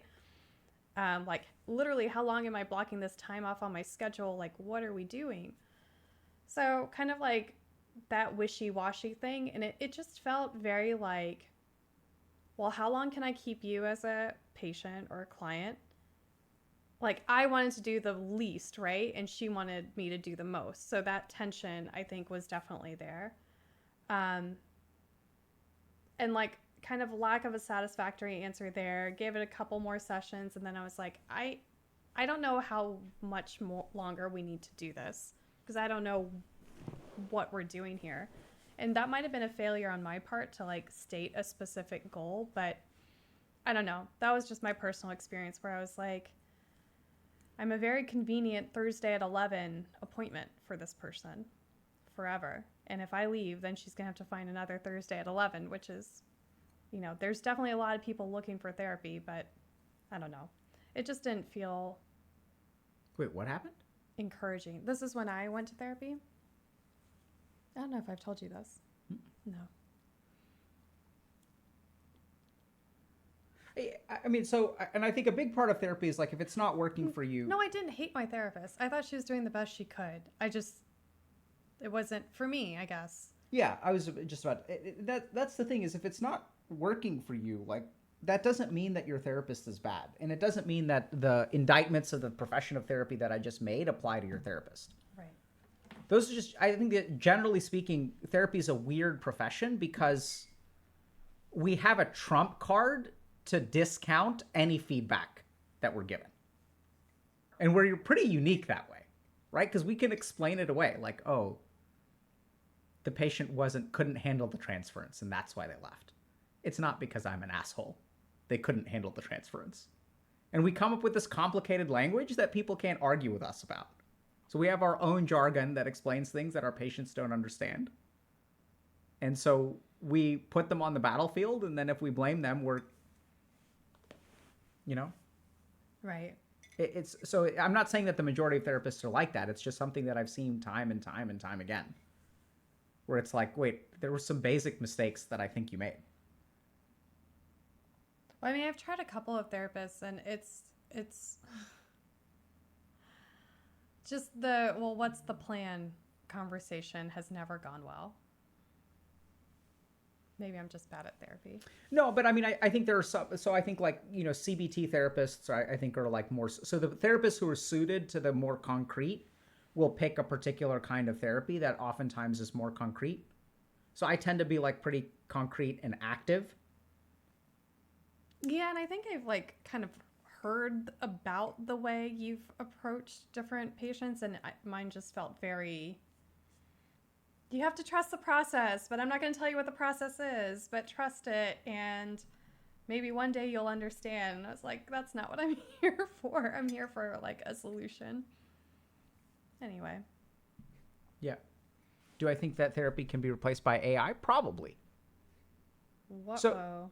So I mean, we don't even need AI. So there's studies that show that digital CBT done without a therapist has, in some pilot studies, has comparable outcomes to working with a human being. So you don't even need AI. You just need like a course in CBT that is cognitive behavioral therapy that has comparable outcomes.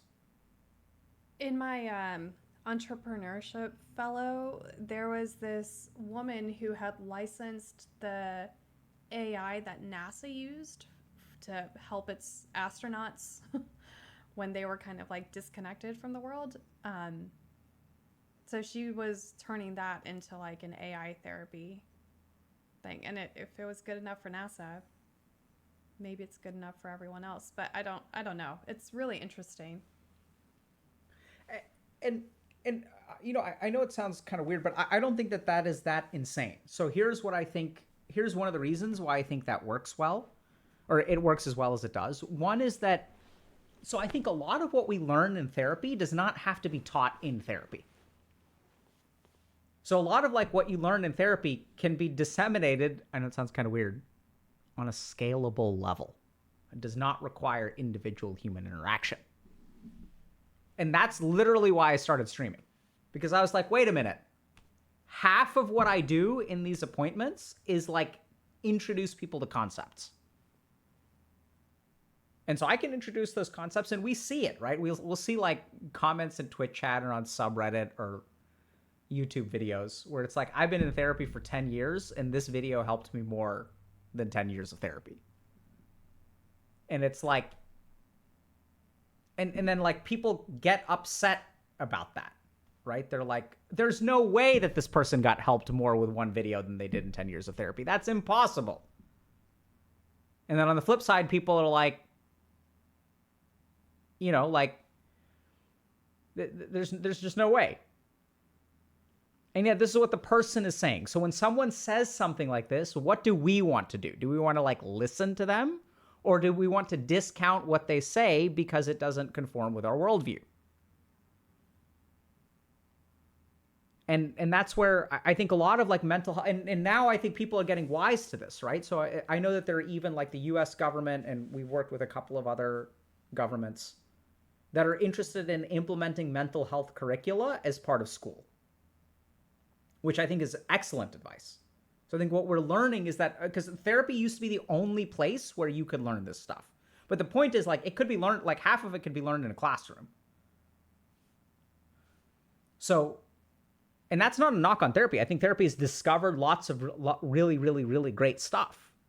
And that you can learn this stuff without it. Like understanding the relationship between your thoughts, your behaviors, and your actions, which is essentially what the online CBT course helps you do, can be very helpful for people.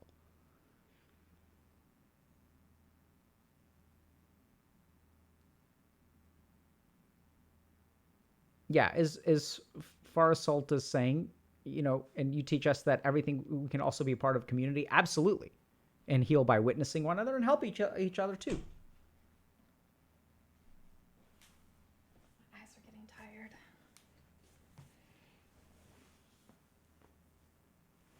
Where's, I don't know. So I think I may have looked at it briefly, but I know that there are studies on digital CBT. And I also know that, like, when I was at Mass General, there were some primary care physicians would like prescribe it. So it had to be like through a prescription, which is weird. Digital therapeutic, yeah. Well, that's why it gets covered by insurance. But the whole like mental health industry is very interesting right now, because what you're seeing is fundamentally it's a labor problem, right? Because most therapists will say that their max is about 20 hours of doing therapy a week. So they can take 20 people per therapist. And then, which is, you know, not enough. So then you have people trying to come up with solutions for non-human interventions, because there will just never be enough therapists. So then you have AI, you've got like kind of these guided worksheet kind of things. You've got meditation apps. You have like this like just hundreds and thousands of apps for mental health. But I think the problem is in my opinion, we need people. You need people. So even if it's a community online or our kind of answer to expanding the labor force was through a coaching program. And I'm really excited that the mental health industry is starting to catch on for kind of entry-level mental health professionals through coaching. So, go ahead.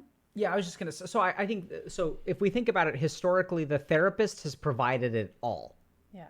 Right? They provided like individual human connection. They provided emotional support. They provided expertise and guidance. Skills, training. Knowledge. But then the question kind of becomes, well, hold on a second. Can we fraction out what a therapist provides? Can we provide content that educates people? Can we provide a community where people can feel connected and get that human connection? Does the human connection have to come from the same person that has the expertise? And that's where, if you really look at the mechanisms, and this is something that I was like super, super curious about during my training, is how does therapy work? Like fundamentally, like what are the principles? And so then once we like got into, okay, how does a human being get better?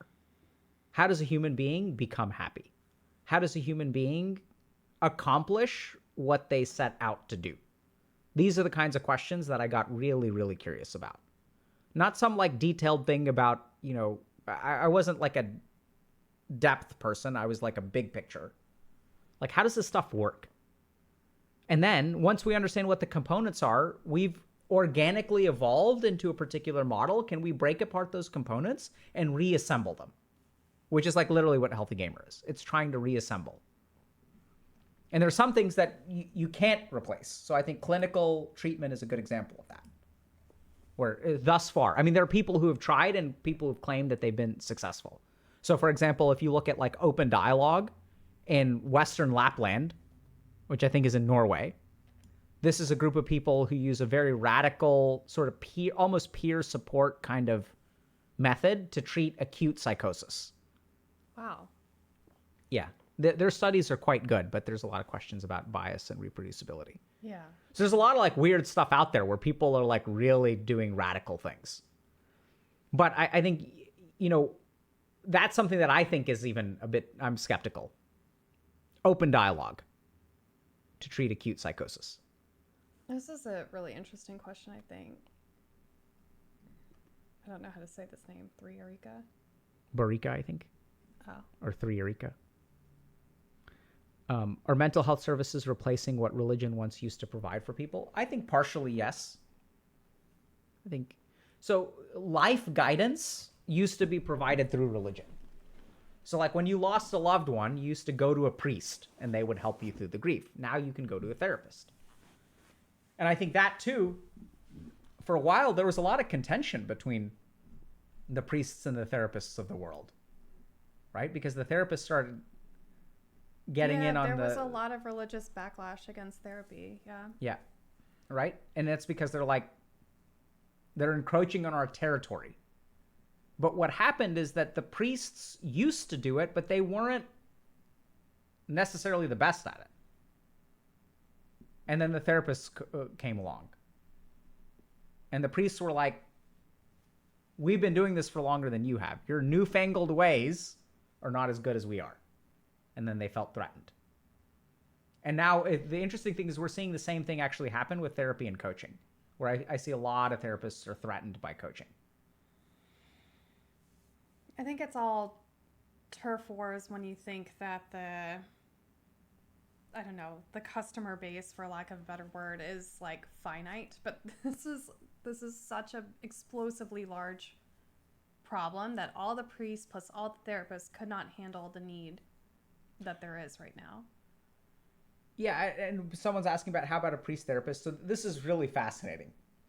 So I trained at this place called Massachusetts General Hospital, and for a while the chiefs of psychiatry, for a couple of I want to say 10 or 15 years, maybe even 20, there were people very high up in the department who were Catholic priests. And so I think that therapy and being a priest can combine very, very well. That's the whole thing. And I think therapy and coaching can combine really well as well. So the head of the Institute of Coaching, which is affiliated with McLean Hospital and Harvard Medical School, is a therapist. It's affiliated with the Institute of Coaching was started by one of the nation's top psychiatric hospitals. So I think the two can be very complementary. I don't think it's people feel threatened, but I think if you really look at it, much like spirituality can combine very nicely with therapy. Like these things they're not the enemies of each other. They're actually very good if we combine them all.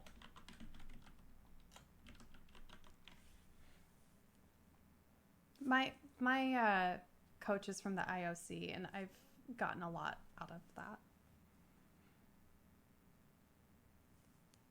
Shall we change the subject a little bit? The women's space, the women's space and I would love to see more women-sided content if that's possible. I would love to hop into the women's space more. Let's talk about what that means, I think, because women-sided content can mean so many different things. And one of the things I'm really proud of for Healthy Gamers, I think we do a good job of helping bridge different parts of the internet and bring people together. And I realize that different people have specific needs that they want to talk about more. So we're trying to figure out a good way to do that. Yeah, and speaking of more women's-sided content, I would love to make more women's-sided content. There are just a couple of inherent disadvantages that I have. The first is that I feel like if I want to make if I make any piece of content, let's say, that is either neutral or male-focused, that I feel like it's a easier lift, because if it's not gender specific, then it's like easy enough. If it's male, I understand that perspective. The challenge with making female-sided content, and I'm not saying that this is just a shortcoming that I have, is I don't know what it's like to be a woman. And so anything that I make in terms of women-sided content, I have to be extra careful, right? So the shortcomings in I'm not saying careful because of offending people. I'm not worried about that. What I mean is that the shortcomings, I have to find something to substitute for personal experience. So the personal experience can fill in the gaps, but I need some way to like maintain that high level of confidence in what we're sharing that usually requires just more work, right? Which is fine. I'm not against it.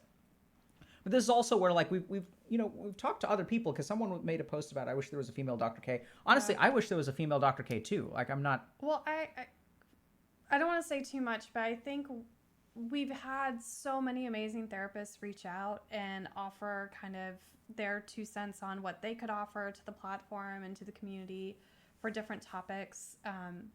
So things like, a woman therapist coming on and talking about trauma or relationships, or a female experience of ADHD, which is becoming more and more talked about.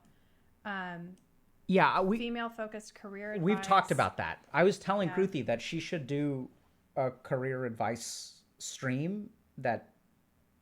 So oddly enough, I think like career advice is one of the areas of women's experience that I can talk a fair amount about. I think Kruthi should talk about it. But I've worked with a lot of women and have seen firsthand the challenges that they face, or I suppose secondhand from their mouth. So like, they've explained the challenges that they face, especially in finance. I've worked with a ton of women in finance and tech. Oddly enough, that's one of the areas where I think I could make videos on or do lectures on or things like that, because I've worked with enough people and helped them through their challenges to like become they were successful before they ever met me. I think so.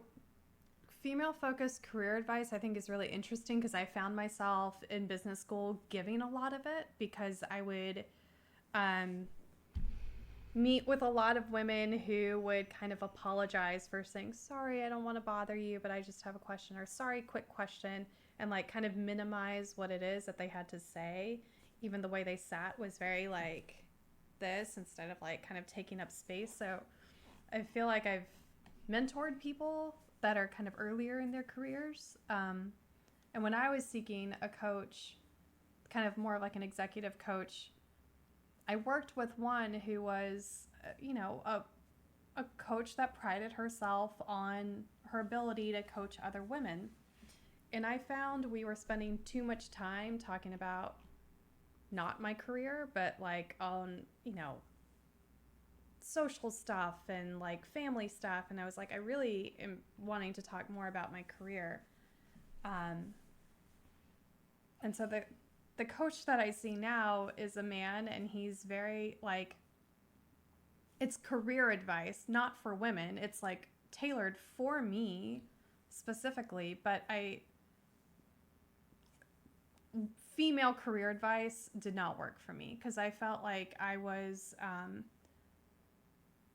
even early on, I don't have the most articulate way to say this, but like early on, right, when we were thinking about HealthyGamer. Can I give it a shot? Because I remember hearing your feedback about it. Sure.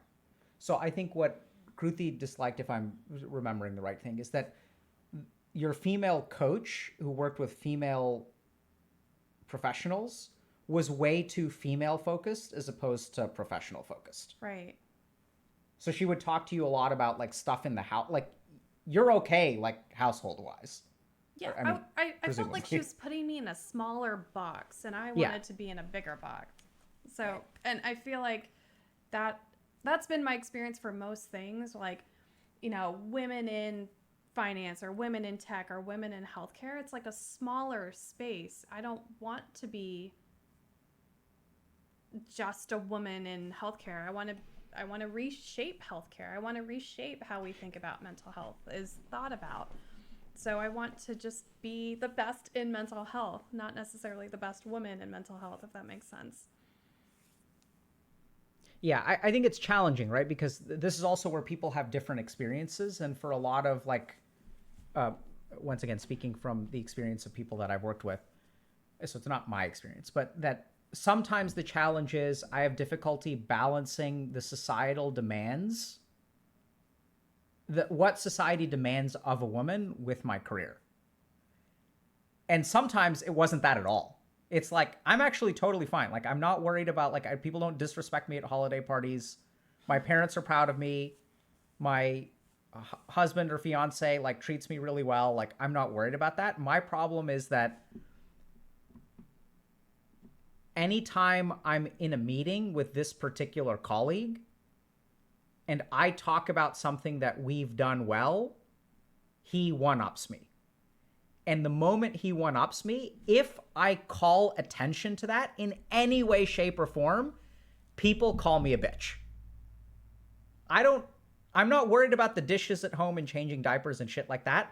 I want to know how to set a boundary at work in a way that doesn't make me appear to be a bitch. Because if I was a dude, I could just say particular things, which I'm not allowed to say as a woman. Because if I say them as a woman, I'm perceived as a bitch.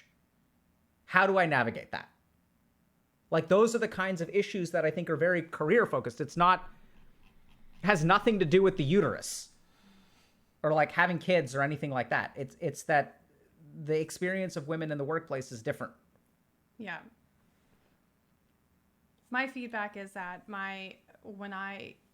sometimes I can be harsh, and I think that's true. I can be quite harsh, but it comes off harsher because it's coming from a woman. So that's kind of how I need to go about improving my communication style at work. Anyway. Yeah, so in this one, Moonboggle saying competent equals B word if you're a female. So this is the other challenge. So that is true, but if you are actually a bitch at work, whether you're a man or a woman, you have to be careful because sometimes people who are competent are called bitches, but sometimes people are just bitches, right? And that doesn't mean that you're competent, or it can be in addition to being competent. So that's the real challenge. and I've seen both sides, right? Where sometimes like I'll work with someone and I'll be like, hey, like, yeah, do people incorrectly perceive you as being a bitch when you set a boundary with someone or you advocate for something strongly? Yes. And let's be honest, what you did the other day sounds like you were kind of a bitch. And they're like, yeah, I was kind of a bitch. Okay, cool. Like, so let's tease these two things apart, because as long as you mix them together, you're never going to be able to fix one. Right? Does that kind of make sense? Being called a bitch because you're competent doesn't excuse you from being a bitch in other areas as well. Tell RTZ we say hi, Steph. Bye. We'll see you later. All right, cool. What else we got? Why do you think we shifted towards corollaries to explain things? What does that mean? I don't know.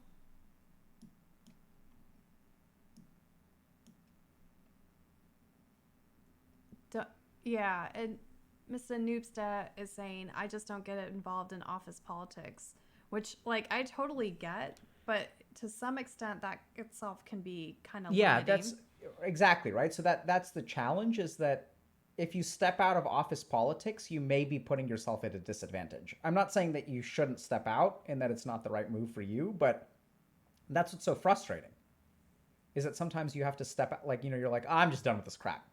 And then what happens is the people who are playing the political game, like, can get a leg up on you.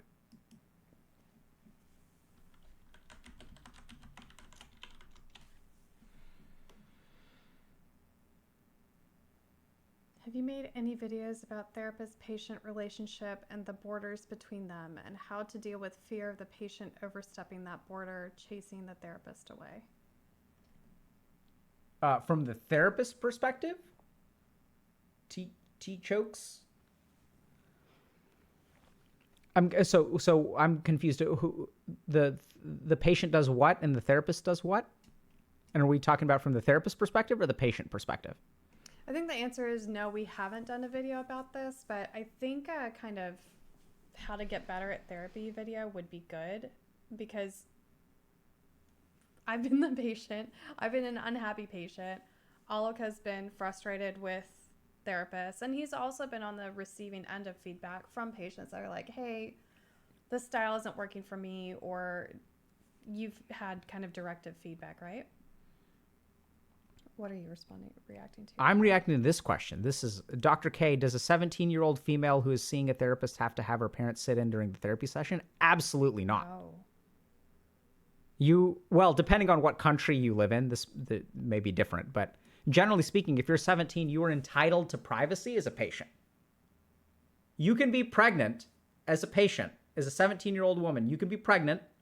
You can have HIV. You can whatever stuff, and your doctor, at least in the US, is bound by law to not disclose that to your parents without your permission.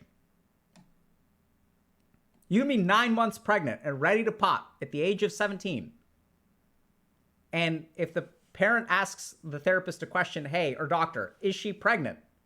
The doctor's like, sorry, I cannot answer that question for you. I know it's absurd.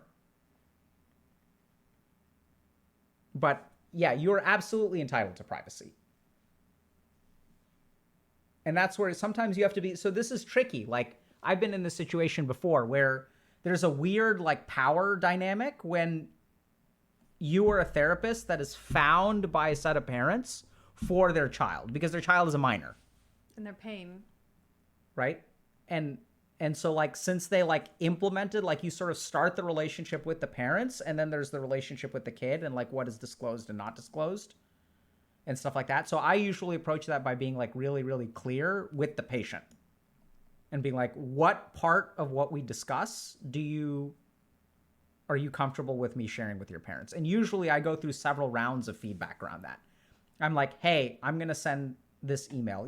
I got this email from your parents. They want an update. Are you comfortable with me sharing like this, and this? This is what I was thinking about saying. And then I'll send the email. If they're really interested in it, they can look at a draft and potentially even like offer suggestions for edits. Generally speaking, they're fine with it. And then usually what I do is I'll check in with them afterward. Hey, by the way, I sent this email. This is what I said. Do you want to read it? They're like, nah. I'm like, did it cause any problems for you with your parents? And they're like, no, it was fine. Are you okay with me do you want to be notified when I have this kind of correspondence with your parents? Or are you okay with us doing back and forth kind of on our own? And they're like, no, it's totally fine. You can do back and forth on your own. I'll be like, okay, I'll update you periodically about what I'm talking with them about. They're like, cool. Like that's honestly usually how it goes. And I've done this with like 15-year-olds. It's like, bro, your mom's asking me if you smoke pot. What do you want me to say? You can do that? What? You can, I guess, yeah. You can disclose to the patient what the parent is asking. 100%. Yeah. There are times where, yeah, I mean.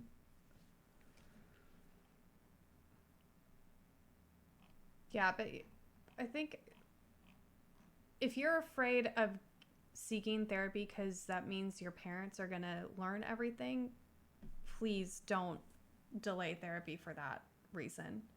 You can have privacy in therapy and you can make sure that boundary is set from the beginning so everyone is clear that what happens between you and your therapist stays that way. Yeah, so T Chokes is saying, I've been doing therapy 2 times a week for 10 months with a therapist right now, and 60% of the sessions are about the relationship between me and the therapist, partially because of fear of abandonment, fear of the therapist not wanting to work with me for a long time. Yeah, this is the kind of thing where it's like, I'm super confused by this because one of two things is happening here. One is that you have a therapist who's injecting their own issues into the relationship, or what could be happening is that you are perceiving your issues as being injected by the therapist. So this is the kind of thing where it's like super tricky because like I've had this happen with patients of my own where like they don't want to talk about something, but they keep bringing it up. Right? So like a simple example of this, I have no idea what your actual therapy sessions are like, so you should talk about this with your therapist for sure. But, you know, like it's like the therapist isn't worried about abandoning you, but you keep on asking them, hey, are you worried about me abandoning you? And they're like, no, bro. But like maybe you're bringing it up in some way. Like it could be coming up because you're involved in that more so than you realize. The tricky thing is it's really hard to tell which one is it. Is this the therapist's issues or your issues? And I think the main thing is if you've been doing therapy twice a week for 10 months, if you're not satisfied with your progress, I would definitely have a conversation with the therapist and then consider seeing somebody else. Because a lot of it is also, it doesn't make them a bad therapist. It just means that it's not a good fit. Which, by the way, is another thing that therapists say to themselves to console themselves after being bad therapists.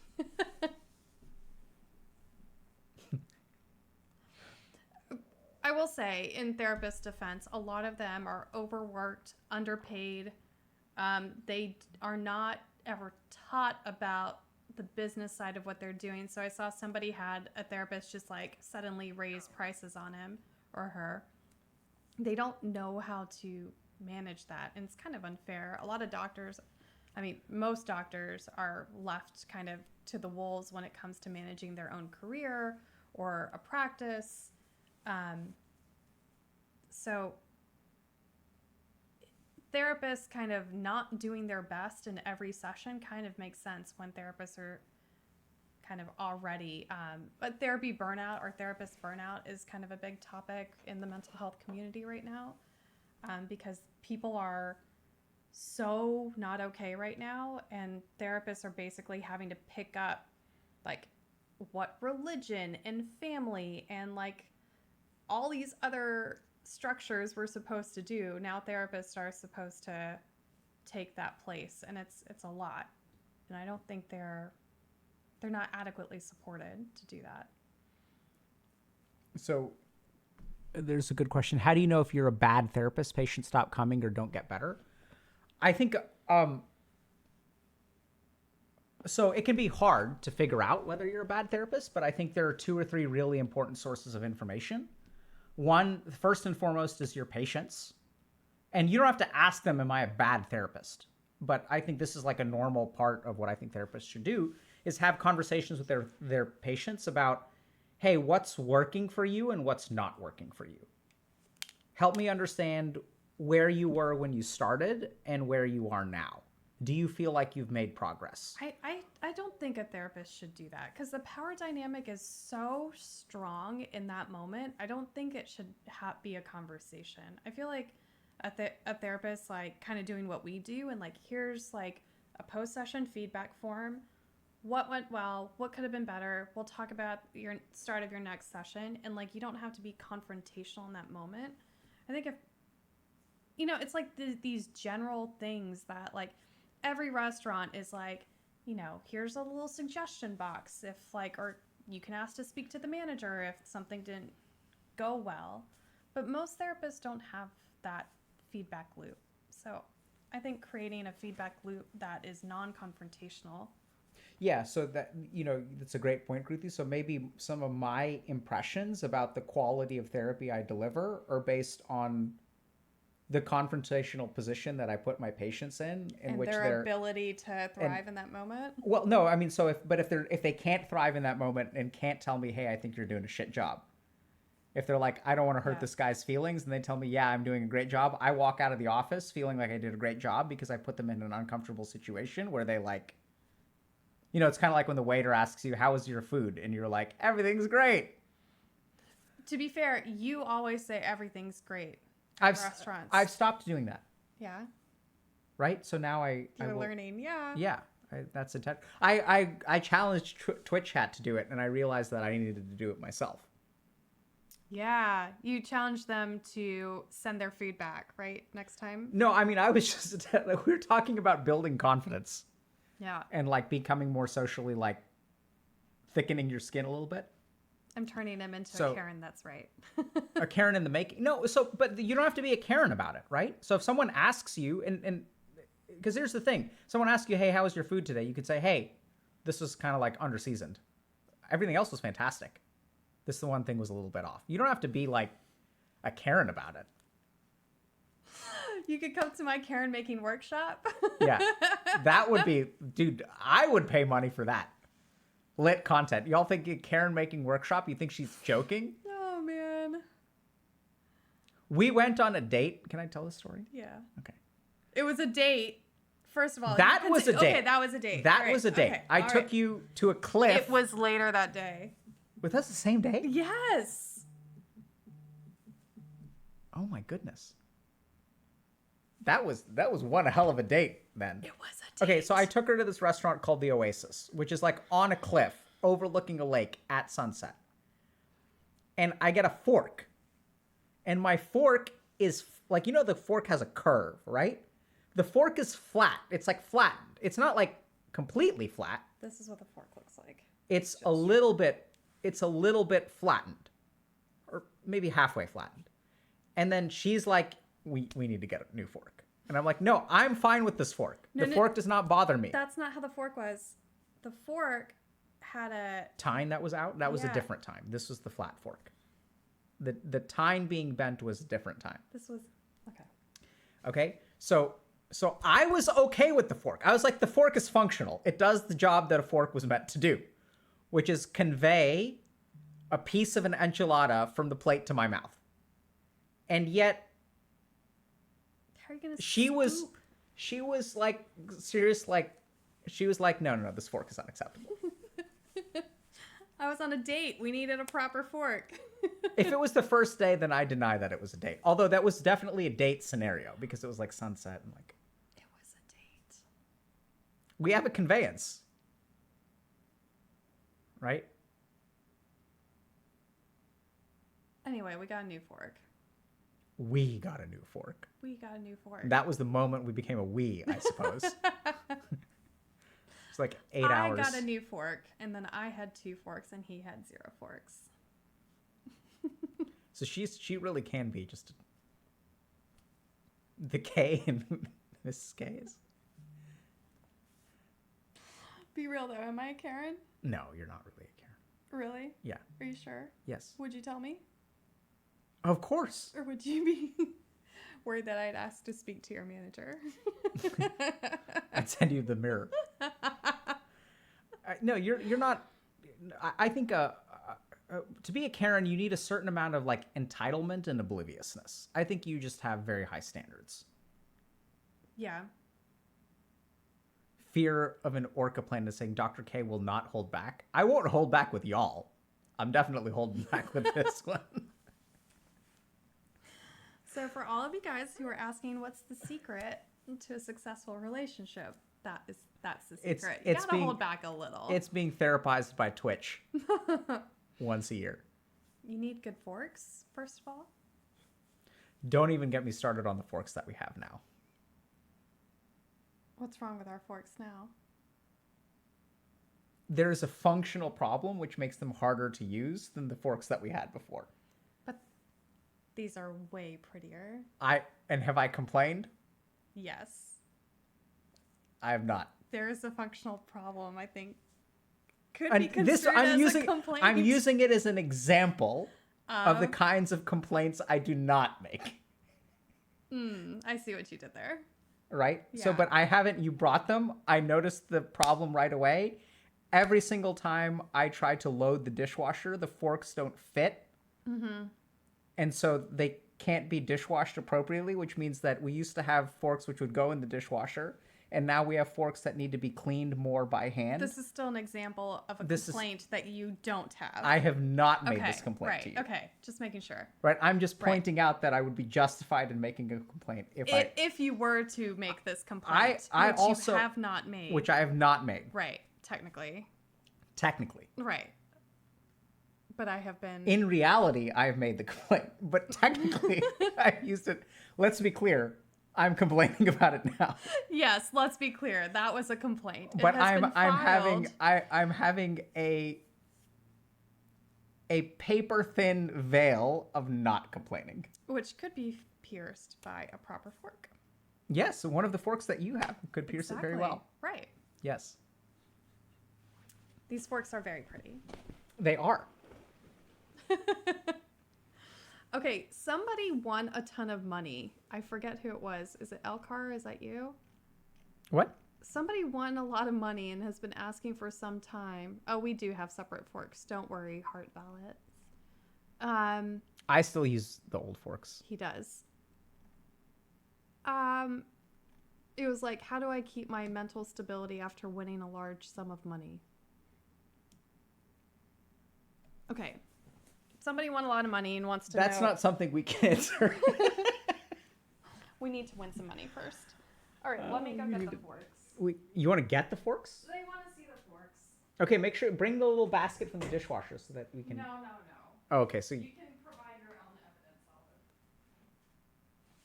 fork stream. Well, fork stream now apparently.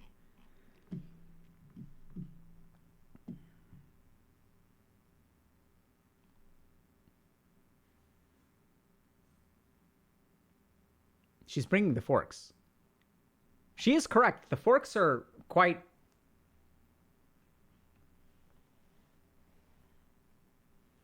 attractive to look at. Let us say that.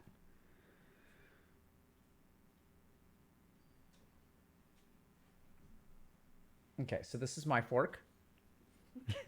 This is my fork.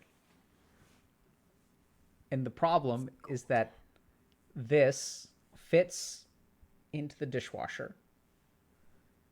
And this circle does not. So you can't put it, it doesn't sit properly in the dishwasher thing.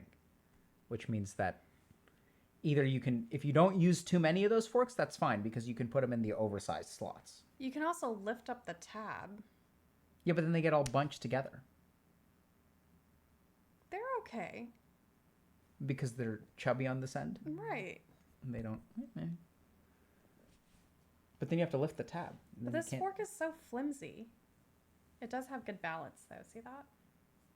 The problem with this fork is actually I liked that these forks weren't too heavy on the back because that's another complaint I've had about forks in the past. He has a lot of opinions about forks. He made it sound like I'm the only one that ever Maybe I'm the Karen, Dr. Karen. I think you are. I could be. You just like your forks in a very different way. Plot twist. Dr. K is the Karen. Yeah, seriously. I was the Karen all along. That's what the K stands for. Oh, no. Oh, Jigs88 is saying first world problem, 100%. Is it?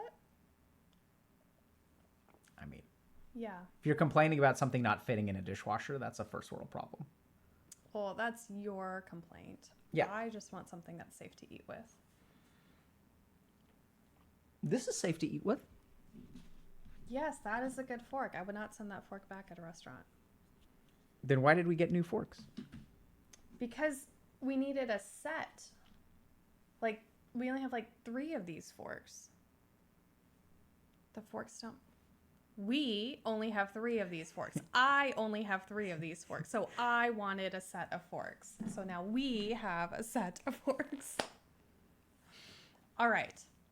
We've got to move on. What's next? I think we're done. We're done. I think this. Put a fork in it. Because stick a fork in it because it's done. If Arteezy's streaming, I think we gotta raid Arteezy. Is Artur streaming? Let's see. Book recommendations.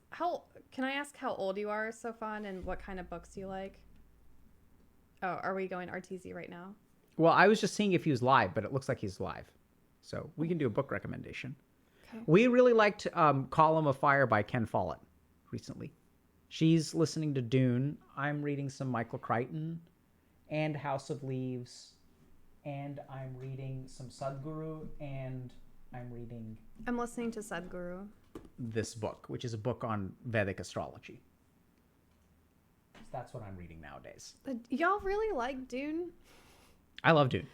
I'm getting stuck on that same part where they're in what are they called? The Freeman's Cave? Yeah, I thought it was the Fremen. The Fremen, sorry. Yeah, no spoilers. Okay. No spoilery, no. Okay. No spoilery, no. I really doubt if you haven't read Dune yet, you're going to read it later. Okay, what are we doing, Alok? We're going. So, hey, y'all, have a happy new year. Thanks for being a part of this in 2022. And we hope to see y'all in 2023. And we do have some stuff planned that is pretty cool and exciting. So stay tuned, everybody. Have a happy new year. Happy New Year! Oh no, we got to raid now. Raid.